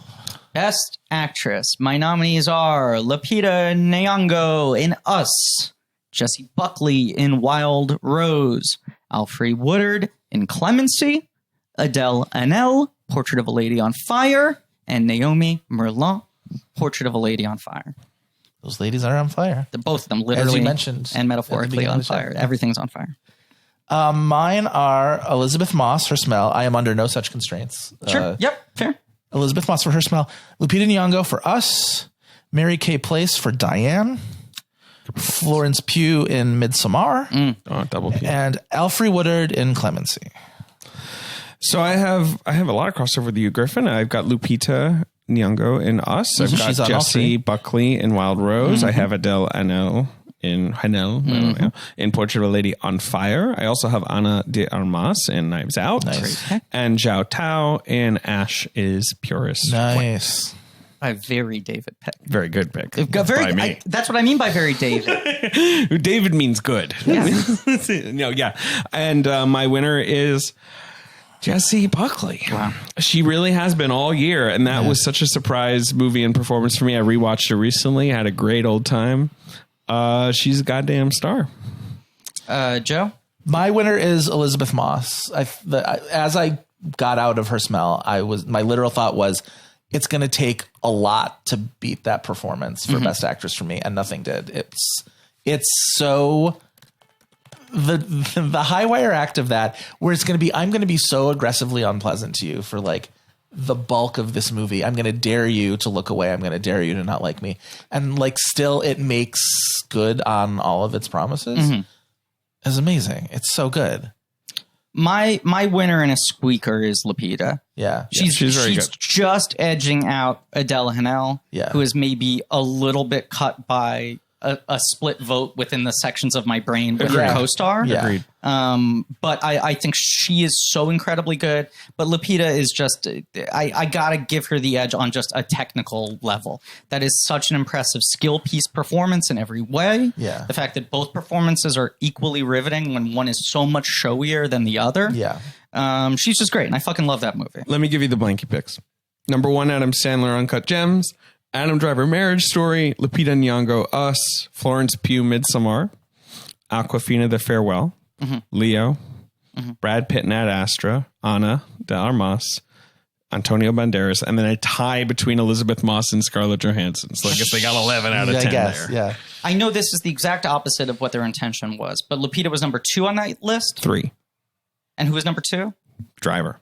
So ostensibly, This is what I'm saying. you could say that Lupita and Adam Sandler are the winners. Sure. Yeah. And yeah. Q was number 1 in supporting. Who was the highest ranked male in supporting? Pitt. Okay, just so I know that was what they didn't want to do. Sure. But just for my own mental Rolodex. All right, Sure. Okay. So yeah, actresses. Weird year. Weird year. I don't have any of the Oscars nominees.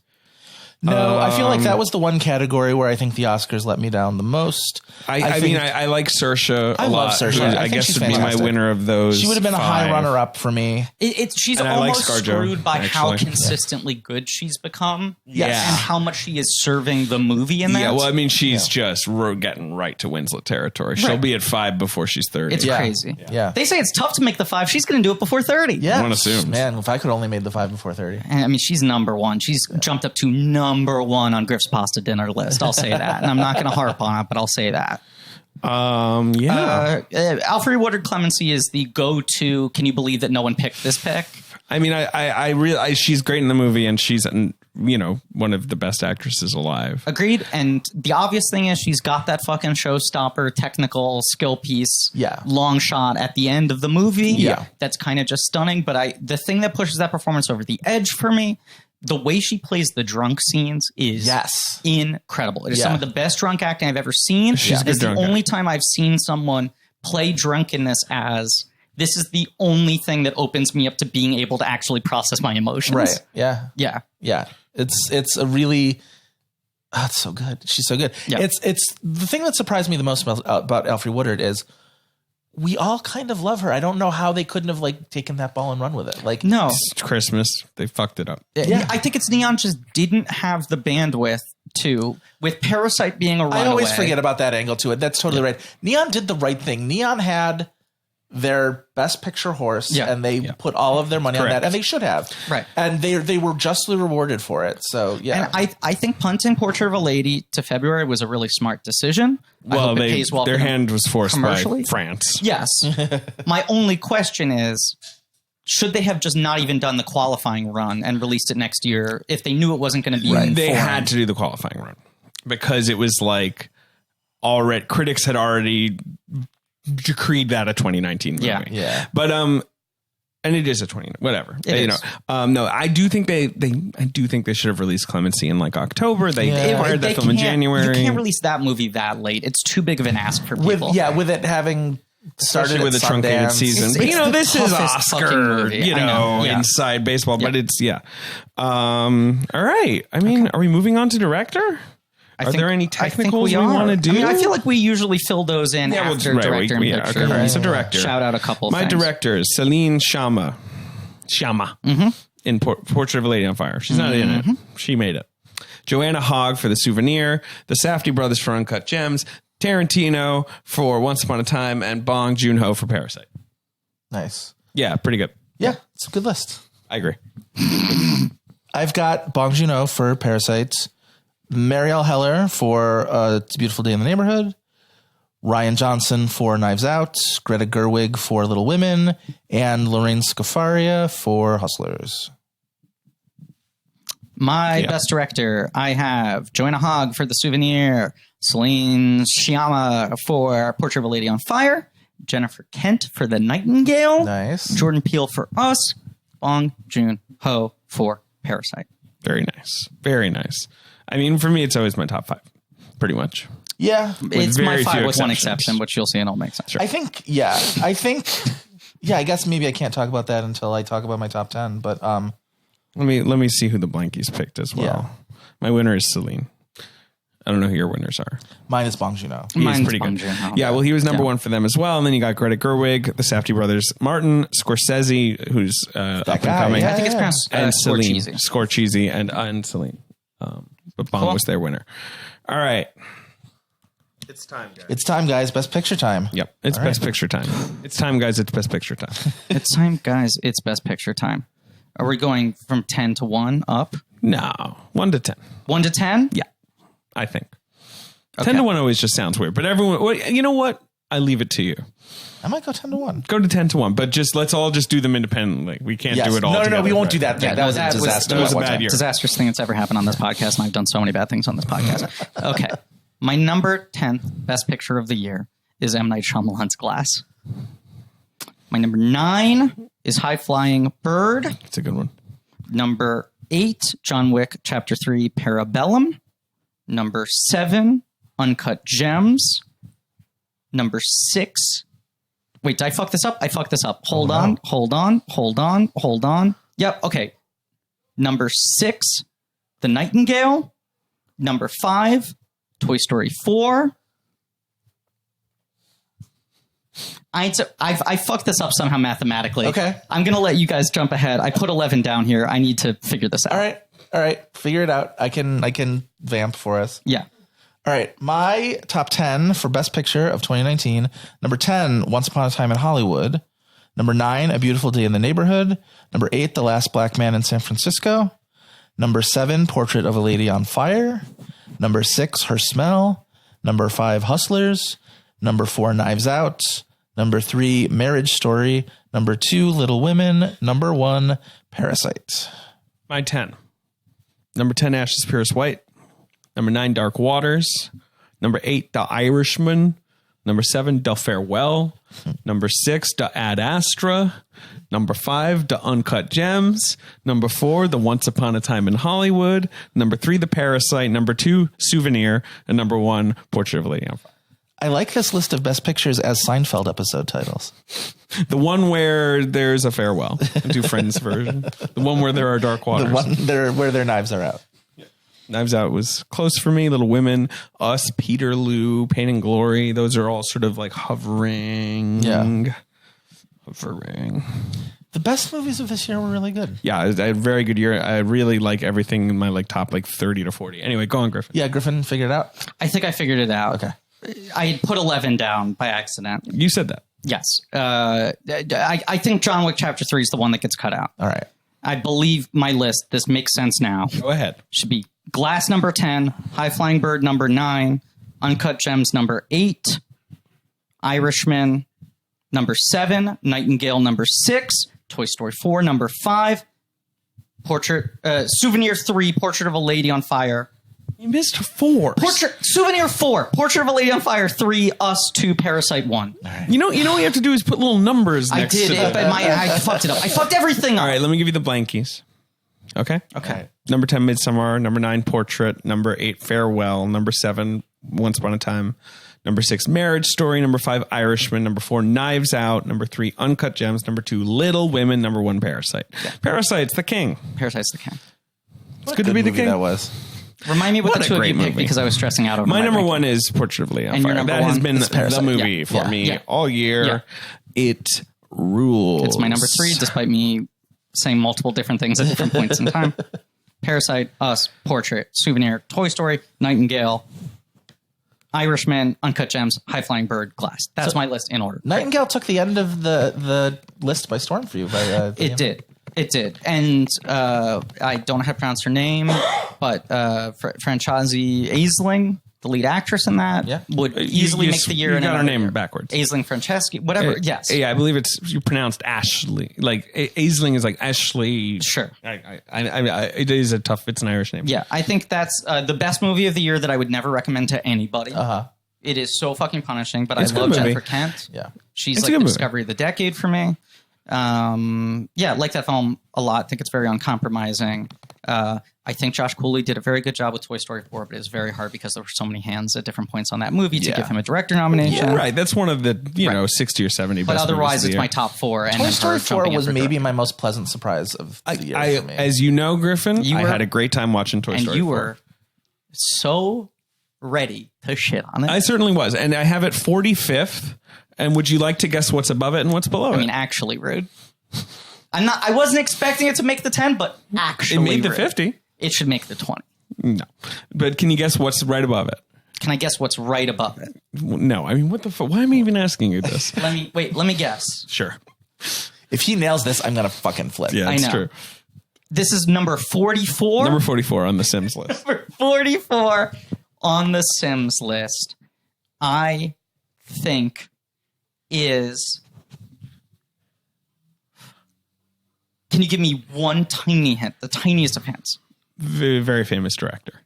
Very famous director. I don't know. I can give you more hints. I'm blanking. Really slowing down the Give me episode one more now. hint. Yeah, I'm sorry. You gave it an award. I gave it an award. Like right, in our awards here. It was one of your winners. Us? No, I was very high for me. I was 12. Okay. Richard Jewell. Oh, okay. And then right below should've it, guessed the that. two popes. Got those popes right below it. Kind of rude. What? Kind of rude? Kind of rude to Forky. But I understand you're a little biased to the Forky connection at this point, so can't put it. I want to shout out some underrated movie. I mean, Ad Astra is a movie that is sort of, it was 6 for me. Like, that is a Titanic movie. Yeah. I really love Brad in it. I think it's an exceptional so performance from him. I sort of gave him my one nomination over once. Just, Dark Waters, I already shouted out already. Ashes Purest White, if no one's seen it, has only grown for me. I've seen it 3 times. Jean-Ke. I'm not great at saying Chinese name. I'm pretty close. good. Yeah. Would yell at me. I mean, Forky. Forky, who speaks fluent Mandarin. And Peter Liu is another one of those, like, get around to it, guys. It will be that dark water zone where people didn't get around to Peter Liu, Diane, and I feel like there's one other big one I wanted to see before. Did you see the Malik? Which I really like. I gotta see the Malik. I liked a lot. I did too. I mean, and he's one of my all-time Mount Rushmore directors, and I was so ready for this to be the full force comeback for me, and I liked a lot about it, and I never crossed over into love. Whereas I have been so out on him for so long, that I'm looking forward to this bringing me back to the fold. It was on my high on my list of screeners to see, and then I was expecting it to get a cinematography nomination. And it didn't, and so then it sort of got shoved down to the bottom of the pile of stuff I had to see. So. It is definitely good. I just kind of wanted to be knocked back in a way I haven't been since New World. I really love Synonyms, which is another sort of underseen. It's a great movie. I really love Transit, which I did give a screenplay nomination. And I do once again want to shout out Triple Frontier, the fucking cable rewatchable movie of the century, is absolutely fantastic. I can't wait to watch it again. And no one even remembers that it exists, but it rules. I'm going to go open a window. It's getting hot in here. Okay. Yeah. Can I give out the Putters and Murmurs this year? Can I just, before we go away from Best Picture? Yeah. If anybody there listening hasn't seen Last Black Man in San Francisco, I think that one really went so underrated this year. And this is what I find so fascinating about the arc of Last Black Man in San Francisco, which I liked and didn't love, but loved a lot of elements. Me too. Yeah. I would say, if we're going to shout out a couple, one of the best scores of the year, if not the best score of the year. Is my score of the year, right? And I think because we had to prep our decade as well, we're not going to do as many technical categories. We're just going to shout out a couple things. Yeah. That was one I had prepped. That's best music of the year. No question. Hands down. Listen to the soundtrack all the time. I think Jonathan Majors is probably the next big dude. He's wonderful. He is so transfixing. He was in my 10 for supporting actor. We nominated him at the Gothams. I feel like it was really hot coming. It was not that hot coming out of Sundance. Then when the trailer started playing, people were like, oh shit, this looks amazing. Yeah. Then it felt kind of muted when it came out. And then I feel like it's bumped up again end of year. A lot of people standing It's a movie that some people I think are just very, are very, passionate about. It has its very passionate thing. It's such a good mood movie. I love a good mood movie. I forgot to shout out Alita. Jesus Christ. Oh, Battle Angel? Biggest Eyes. Biggest Eyes. Yeah. Wait, Putters and Murmurs. I had a good one this year. I think there's a slam dunk winner. I didn't have any Putters and Murmurs contenders this year. I've been waiting for it to come to me during our discussion. Oh, wait a second. Fuck. I'm now, with the pressure, blanking on the name, and I know the fucking name, and give me 1 second. Okay, well, obviously. Something else. I'm just going to talk about a few Putters and Murmurs that are obvious. Okay. One, Bill Camp in Dark That's Waters. My winner. Just absolutely outrageous. I blinked on Camp just for a second. whirlwind. Camp's the winner. Camp's the winner. It's like LeBron's 2012-2013 season if LeBron was only trying to win Putters and Murmurs. It's like he heard the podcast. It's a naked campaigning, but it worked. It's Oscar bait for Putters and Murmurs. Exactly. But that's my winner. For some reason, I was blanking in it. I was going to say Tracy Letts. One, The Irishman could be. I know it's actually called I Heard You Paint Houses, but it could be called Putters and Murmurs. I heard you Putter and Murmur. Yeah. Two. Let me see some other. I mean, look, Cooper is close. He's not quite a murmurer. In Little Women. Chris Cooper. The bowl of soup? Your bowl of soup winner? But he's also, he never quite murmurs. He's a little too. No, he's stammers and weepers. One thing. Kay Callan in Knives Out as Grandmama or whoever she was. Oh, yeah. Here's the thing. Barely Putters. Putters. Pretty stationary. A lot of murmurs. But Kay Callan, who played Ma Kent on Lois and Clark, The Adventures of Superman. Oh, wow. Yeah. Shout out to Kay Callan. I want to just keep bragging that I know who that actress is and that I remember her name. She was good. I'm trying to think of other person. Well, let me say also. The old guy who gets his face bashed in Midsommar. Oh, sure. Putters his way right off of that cliff. Doesn't he not? Yeah. Can I say that Defoe, and this may never be a category again. He's not murmuring. No, he's not. Okay. No, I'll tell you what he wins. He wins the Toots and Poots Award this year. Yeah, he did toot a lot. He's tooting and pooting. I mean, puffing on that pipe. Honestly, look, Banderas in Pain and Glory is sort of in that zone. Yeah. This is why I didn't give De Niro Putters and Murmurs, because De Niro wins the Mark Wahlberg Award for the year, which is will a movie into existence, produce it, play the lead role maybe as well as you've ever played anything, or at least played anything in a long time. And everybody else gets nominated. Yeah. You just serve the fucking film, Wahlberg and The Fighter. Yeah. You get your nomination only for picture. Yeah. You get your producer nomination. The quiet hero of the film. The quiet hero. He's so good in that movie. He is very good in that movie. I am just sort of like searching around to see if there's someone I forgot. Yeah. Jordan Peele existential carnival-based horror film of the year. Oh, yeah, absolutely. Is a tie between us and Toy Story 4. He is in it. It's a tie. He is in it. I'm sorry, it's a tie. I don't know who's going to win next year, but this year it was a tie. Yeah. Well, you never know who's going to win next year. Existential carnival film. I guess I have this feeling that I'm forgetting one person. Yeah, I feel like I had some other joke awards that I'm forgetting now. But maybe not. Joe, do you have any? Well, I mean, like, yeah, are there any, like, so for me, Score, for example. Mm-hmm. Wanted to shout out, Uncut Gems is a great score. Yeah. Last Black Man in San Francisco. I do think Des Plot was very locked in for Little Women. Mm-hmm. I do think Mika Levy remains, sort of a must-hear composer, and her work on Monos is incredible. Mm-hmm. And I liked the dueling scores in Marriage Story. I like my Randy. I really like his dueling scores. Yeah. It's dueling banjos, but Randy's celebrities. Randy's on his game. What other good score? Parasite has a really good score. Yeah. This is I'll admit I'm like stealing this as like a very MTV Movie Awards category. Let's hear it. Midsommar has a great score. Gnarliest supervillain. Okay. Oh, okay. Ready? Thanos in Endgame. Sure. Pennywise in It Chapter 2. Sure. Ricky T in Retired Bit. Sure. The actual bomber in Richard Jewell. Right. And, of course, Olivia Wilde and Richard Jewell. And the winner is Olivia Wilde and Richard Jewell. The greatest intergalactic supervillain of all time. Wow. The part her performance, it was very dialed up. It was interesting. It was an interesting choice by her. My favorite thing about that thing in Richard Jewell is... I should have said McCavity and Katz rather than the bomber and Richard Jewell. I kind of fucked up my own joke. Right. I mean, McKellen and Katz also go for putters. Oh, yes. I mean, McKellen in almost anything these days. He was the original winner for Mr. Holmes, obviously. Yeah, he had a little bit of a spring in his step with that's why the Good Liar. He does.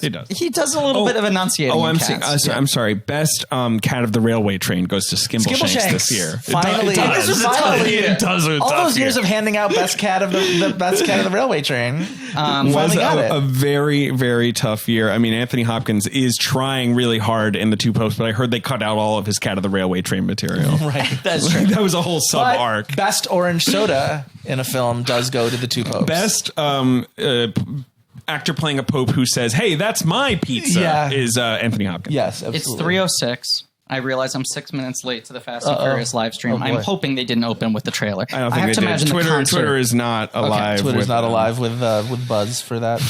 Another here's my worst putters and murmurs. Oh, okay. And this is, I'm sorry to say it, Meryl Streep in The Laundromat. Stop it. I don't like her in that mode. Yeah. I don't like her in the mode she's in when she's like sort of doing her slightly haunted, like older lady thing that she's doing. She's also puttering and murmuring in Little Women, to be honest. She is. Which is more, she's fun. It's not quite murmuring. She's getting her point across. She's arch. Yeah. But then also Meryl Streep in The Brown Face. No, thank you. Okay, yeah. I like that movie, and I can't really defend that. Were we meant to be surprised by that by the end? I don't know. It's very obviously her. It's one of those performances where you immediately go, this is someone in makeup. This is someone. And then once you get to that level, it doesn't take you very long to be like, oh, it's Meryl. I have another. There we go. I just remembered. Rob Morgan in Just Mercy. Oh, an incredible an extremely good performance and a big putters and murmurs there. But that is the only problem with the movie, honestly, is that he's so good. He actually throws the whole thing when out of he's balance. out of the movie. Right, exactly. And Tim Blake Nelson is is almost best scene chewer in that movie. Here's what I'm going to throw out. Tommy Lee Jones and Ad Astra. Oh yeah. Oh, Is it that he's just he puttered his way all the way to like the edges of space? He might be a little more of a sweaters and fretters, though. Yeah, like right. he's in space fretting while wearing a good sweater. Sweaters and the fretter. He's a sweater and a fretter. I love it. Okay, I'm watching the concert now. Ludacris is on stage. Oh boy. He looks like he's having a great time. Well, I think, do we have anything left to say?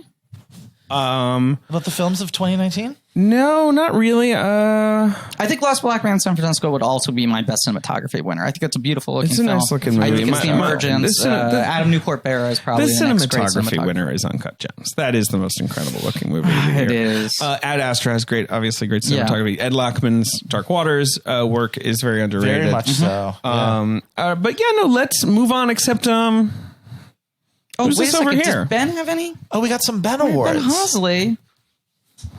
Hey, yeah, I've been here the whole time. How long have we been running? What's our? What are we at? We're at about an hour 20-ish. Really? Whoa. We've blasted through Lean and this. mean. Really? That little? Yeah. I guess you're right. Yeah, you're right. What do we started- usually do? I feel like these episodes These are episodes are usually so fucking long. Here's what we usually do: talk through every single know. nominee, We do. like fucking insane. I think people. we're also stressed out because we have to do the decade as well. know, and it's we're true. all I mean- freaking out about those choices. Yeah. Well, I'm excited about the choices, but I'm terrified of my own choices. Someone Ludacris just is wearing isolate a that shirt. Griffin Yeah, every really, day. right. Yeah, that's an evergreen drop. Ludacris is wearing a shirt that says "Fake moon landing, no stars in the sky." Oh, he's coming out as a truther. Maybe, I don't know. I don't know what's going on Where is here. this That's the thing. So This is happening in Miami, which I was really Wembley considering Stadium? putting Like all of my live? effort into try to go to this concert. Aside from the fact that we Really had this glad you didn't do scheduled that. as Yeah. our record date, I also was in Florida last week for the whole week, Right, and I you was were. like, I'm not going to go to Florida 2 successive weeks in a row. I did my sad family visit. I'm not going to fly back 5 days later to see Luda, but God, this looks like fun. I'm sorry, were you saying something, David? no, setting up Mr. Ben. Give him Well, Florida Ben. it's that time in the Blankies episode, at the end of the episode, We all wait where for it. I give out my own original awards. I have my own categories, and so we're just going to get into it. Let's do it. All right. So every year I've brought this one back. It's films that should be remade with either babies, animals, or puppets. Yep, of course. Also fruit. Right. And now Clowns 2. Now Clowns Clowns 2. But too. maybe a robot or two could be cool.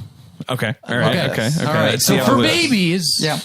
how about the baby Irishman? Yeah. Right. This is a- all the way. Consistently, I like the idea of tiny little criminals and gangsters. Yeah, it's sure. funny. Sort a of little a Bugsy mustache Malone. drew onto their little cute faces. Yeah. And I think De Niro could crush moving like a baby. I think it would be completely convincing, his body language.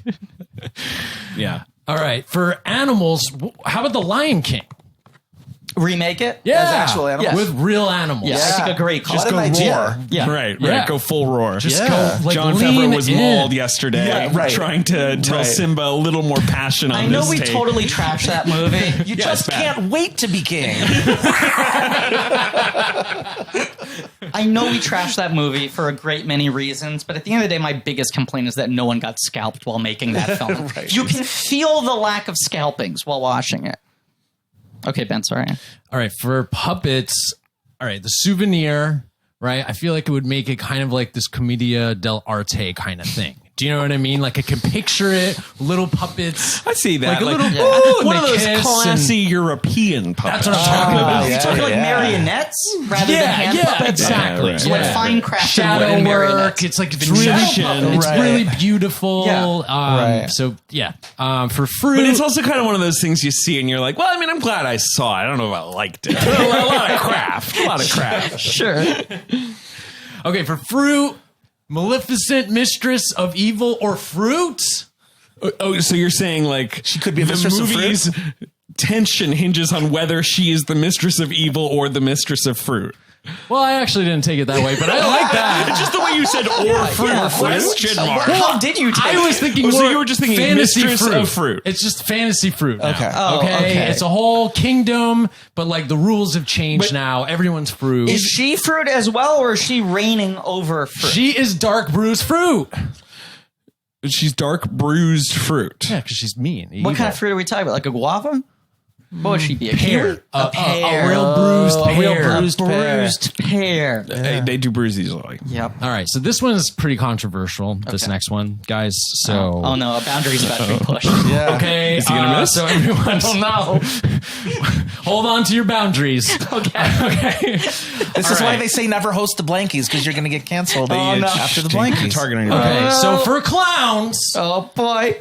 what if there was a world in which the Oh no.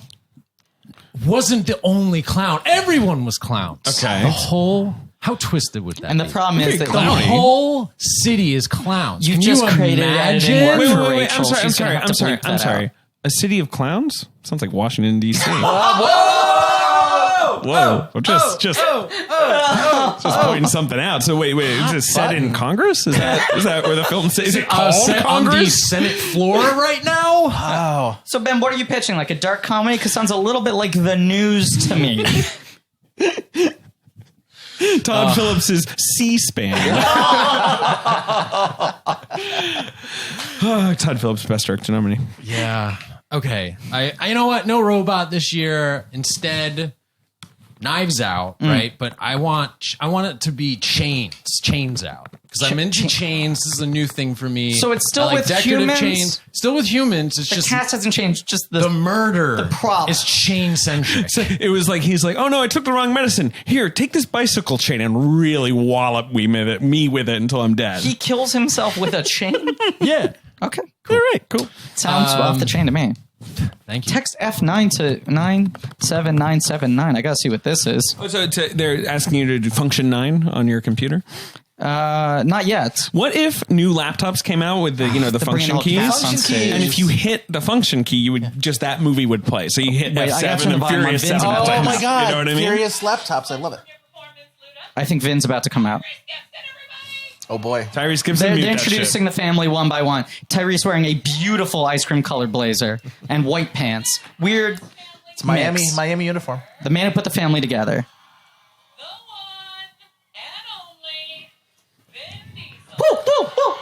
Yeah, there they are. Who's emceeing this event? I think it's Maria Di Menudos. Oh, sure.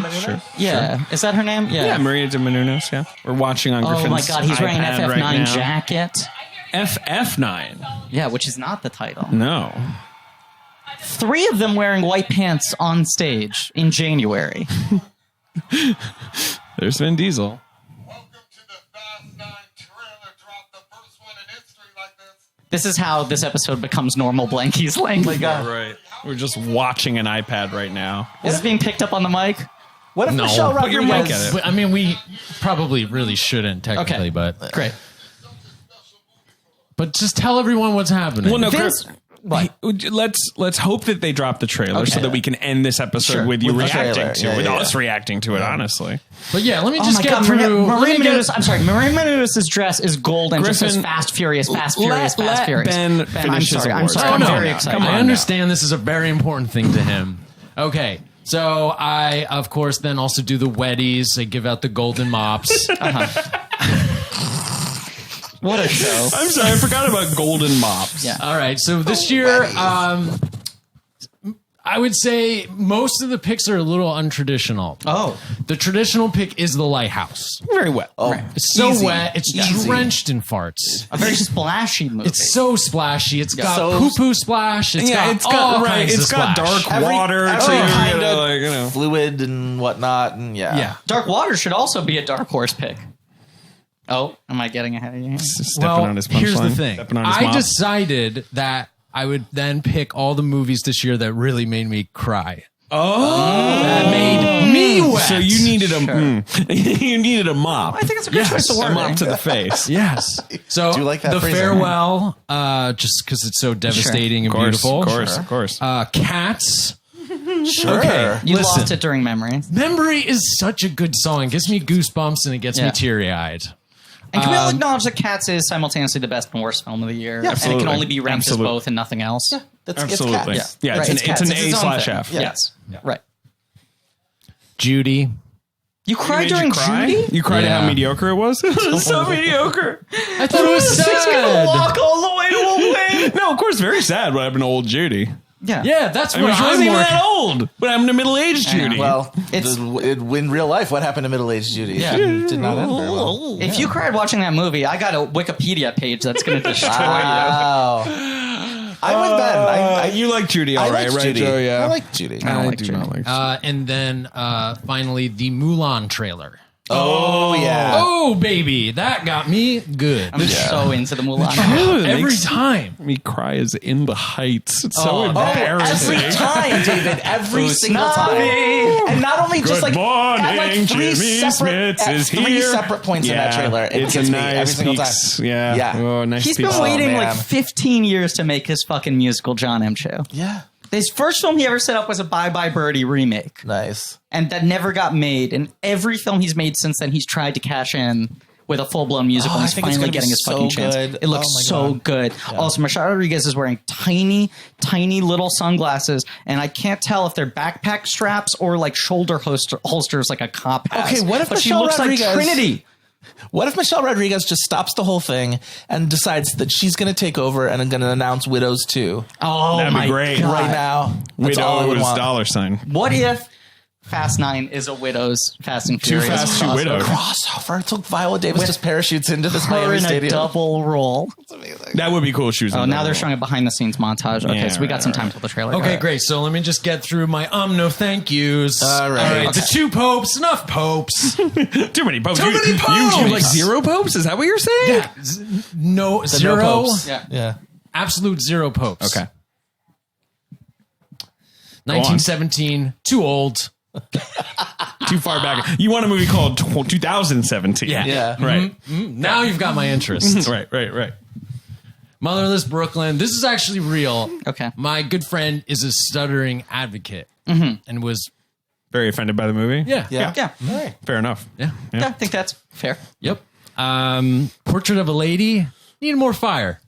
So you just wanted like maybe even forget the Not portrait. just the movie should portrait. just be called Yeah, Fire. Yeah. Yeah. It's just like everyone just. It's like that stuntman who's on fire in a movie, like just But walking it just around. keeps going. You think every walk they went on should have been for kindling? Yeah, basically. Yeah. My favorite part of Portrait of a Lady on Fire was recognizing Valeria Golino and like her final scene when she came back on screen. I was just like, that's who that is. Yeah, man. She's Very good in happy. that movie. She is. She's very The good. thing about that movie is everyone's good. The maid is Best really performance good. by a cast member from Hot Shots Part 2. Yeah. One of the only And people the to first ever win Best Actress at the Venice Film Festival twice. Do you know this? Her and interesting. Shirley MacLaine. Valeria Golino has won twice. I had no idea. And one time she won in the last decade for a movie I've never Which heard Hot of. Shots movie was it that she won? Duh, of course. Okay, That's a better okay, yeah. performance. Yeah. It was like Talia Shire. Sure. Yeah. Right. Do you have any other no thank yous? Yeah, Toy Story 4. Sorry, Griff. It's just I can't. I haven't watched those movies in years. I haven't even seen 3. Well, and it sounds like you never will. I mean, I don't see any reason why I would ever need to watch Toy Stories ever again. The reason is patreon.com/blankcheck. Wait, what? All right. So lastly, honorable mentions again to the Safdies, but this year for Uncut Gems, for Scumbummery. Very good. For achievement in scumbummery. Climax for the best voguing scene of all time. Yes, Purse true. Smell for being punk as fuck. And the Beach Bum for being Ben's current lifestyle award. Yes. Okay. Right. That has been the 5th annual Ben's Awards. Did we have a robot? No robot. I was dropped just the it was robot. just Qualified. Now Yeah. it's chains. Now it's chains. Okay, chains out. Ben, do you have any like special awards? Like sometimes at the Oscars, they'll give out like a technical achievement or Like special the award. Irving J. Thalberg Award. Right, For, like you not know, every year, Ben but J- sometimes. the Ben you're Hosley, J. right. Thalberg. Toy Story came Yeah. out first computer animated film. Yeah, they gave it a yeah. special award. Sometimes a special thing happens. Right. Well, it's the 5-year, That's true. like Blankie, so Right, it's sort right. of 5 years. special. And it's Yeah. tough to make the 5. Yeah, and it's tough to make the 5. All right, I do actually have something. If you'll just give me one moment, if you sure. could vamp. Oh, sure. Thank you so much. I'll describe what's happening in Yeah, the live describe stream. what's Maria Menounos, they just played this clip of like behind the scenes, like EPK interviews from all the films. They're really ramping up the sense of inevitability to this movie, which She just screamed, which makes me think that maybe the trailer's coming, or maybe another musical act's going to come on stage. There's something's going on the screen. I think, fuck. I actually had a hard time sleeping last night over this. Okay, so for David Sims, David Sims. achievements in hotness of 2019, I award him this piece of fashion. Oh my God. Fashion, Ben is handing me fashion. a sleeveless flannel. Is that how Frayed best to flannel. describe a flayed? But it's sleeveless. It's sleeveless. Okay. Because, Frayed David, I'd flannel. like to, on the record, let our listeners know, and you know, that you are now being rebranded as Bad David 2020. You've nailed hot, and now you're bad. Now you're bad. Of course. You're a bad Hashtag boy. Bad David 2020. Oh, I love it. My God. Guys. It's actually a really good fit. Okay. It's a really good fit. This is a very good look. Oh, shit. Imagine. I don't need to imagine. I'm looking at it. I'm saying. I don't know. Maria Menounos is just taking the camera into like the press tent. Yeah, I don't know what's is happening she vamping? here. What's going on? I don't know. It feels like they shouldn't have to pad this out this much. All right. Well, anyway, that was fun. David, Good one, that is guys. great one. A great one. Man, where did you get this? It actually fits me. I know. And not easy to find a good fit for Dave. It's R13 is the name of the designer. Wow. Really cool stuff. Kind of like a grungy kind of vibe to it. Love it. Check out their stuff. Maria Menounos is walking through the crowd and high-fiving greeting people. fans. Yeah. Oh, boy. What is happening? They have like you well. 6 Fit me very acts nicely. listed. Like there were supposed to be like 6 musical acts. So far, I think only Ludacris has performed. Griffin, I don't think this trailer's dropping for another hour. Yeah. Okay, should we just end this episode? Yeah, I think it's time for us to wrap it well, up. but we did good. Now we're at about an hour 40. Sure. Oh, There you go. perfect. So we're killing it. And everything that happened in the last 15 minutes was really good. yeah. No, everything you did was great. And then I kept on padding it out by thinking that the trailer was about to. We'll Just interviewing some fucking guy who looks like me now. Just randos. Joe, is there anything? I mean, obviously, this has Oscar buzz. We got to talk about come listen it. to our This Had Oscar Buzz podcast. Me and Chris File. Every week we're talking about movies that wanted Oscars, loving embrace, and got its cold shoulder. And I stuff. got an Right. episode on the book. Should I say Yeah. what I'm going to cover? Yeah, why not? Fucking Charles Shire 2004 remake of Alfie. We're gonna have a good time with Griffin it all in the about? future. I told people it was going to sweep. I believe he calls his penis Big Ben in that movie. I think he Oh does. boy. Yeah, it's Yeah. just one of those movies that just a total misread of what it's supposed to everything. be and its star. Yes. And I fell for it exactly. Where they like see one Jude time. Law and they're like, they want this guy to be cockier, right? And it's like, Right. He's such a rogue. That's He's such not a- what we wanted. No. Jude Law's a nice boy. She just mispronounced chapter.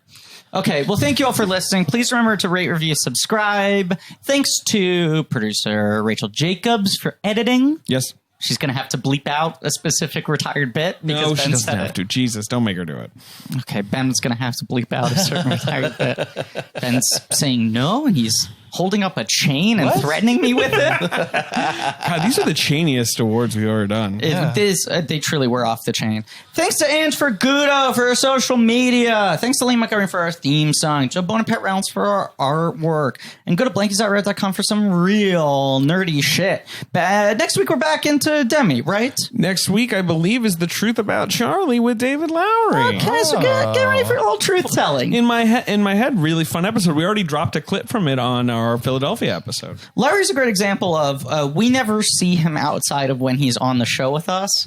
And so we end up talking about everything. Yeah. Because it's our one chance to hang out with him as well. I interviewed him once. Good guy. We end it with a segment where we try to predict what the box office will be I love it. the weekend that the episode Right, drops. right, right. And we I love it. recorded the episode, I think, 5 months in advance. I love that. And I believe 2 or 3 of the movies we predict no longer are being released in moved out of that. that. Out of that weekend. But get ready for that segment. Yeah. And as always, I'm genuinely having a panic attack waiting for this trailer, so I'm ending this episode right now. All right, fine. Go to Patreon for Best of Decade. Yep. Bye. Bye. Bye.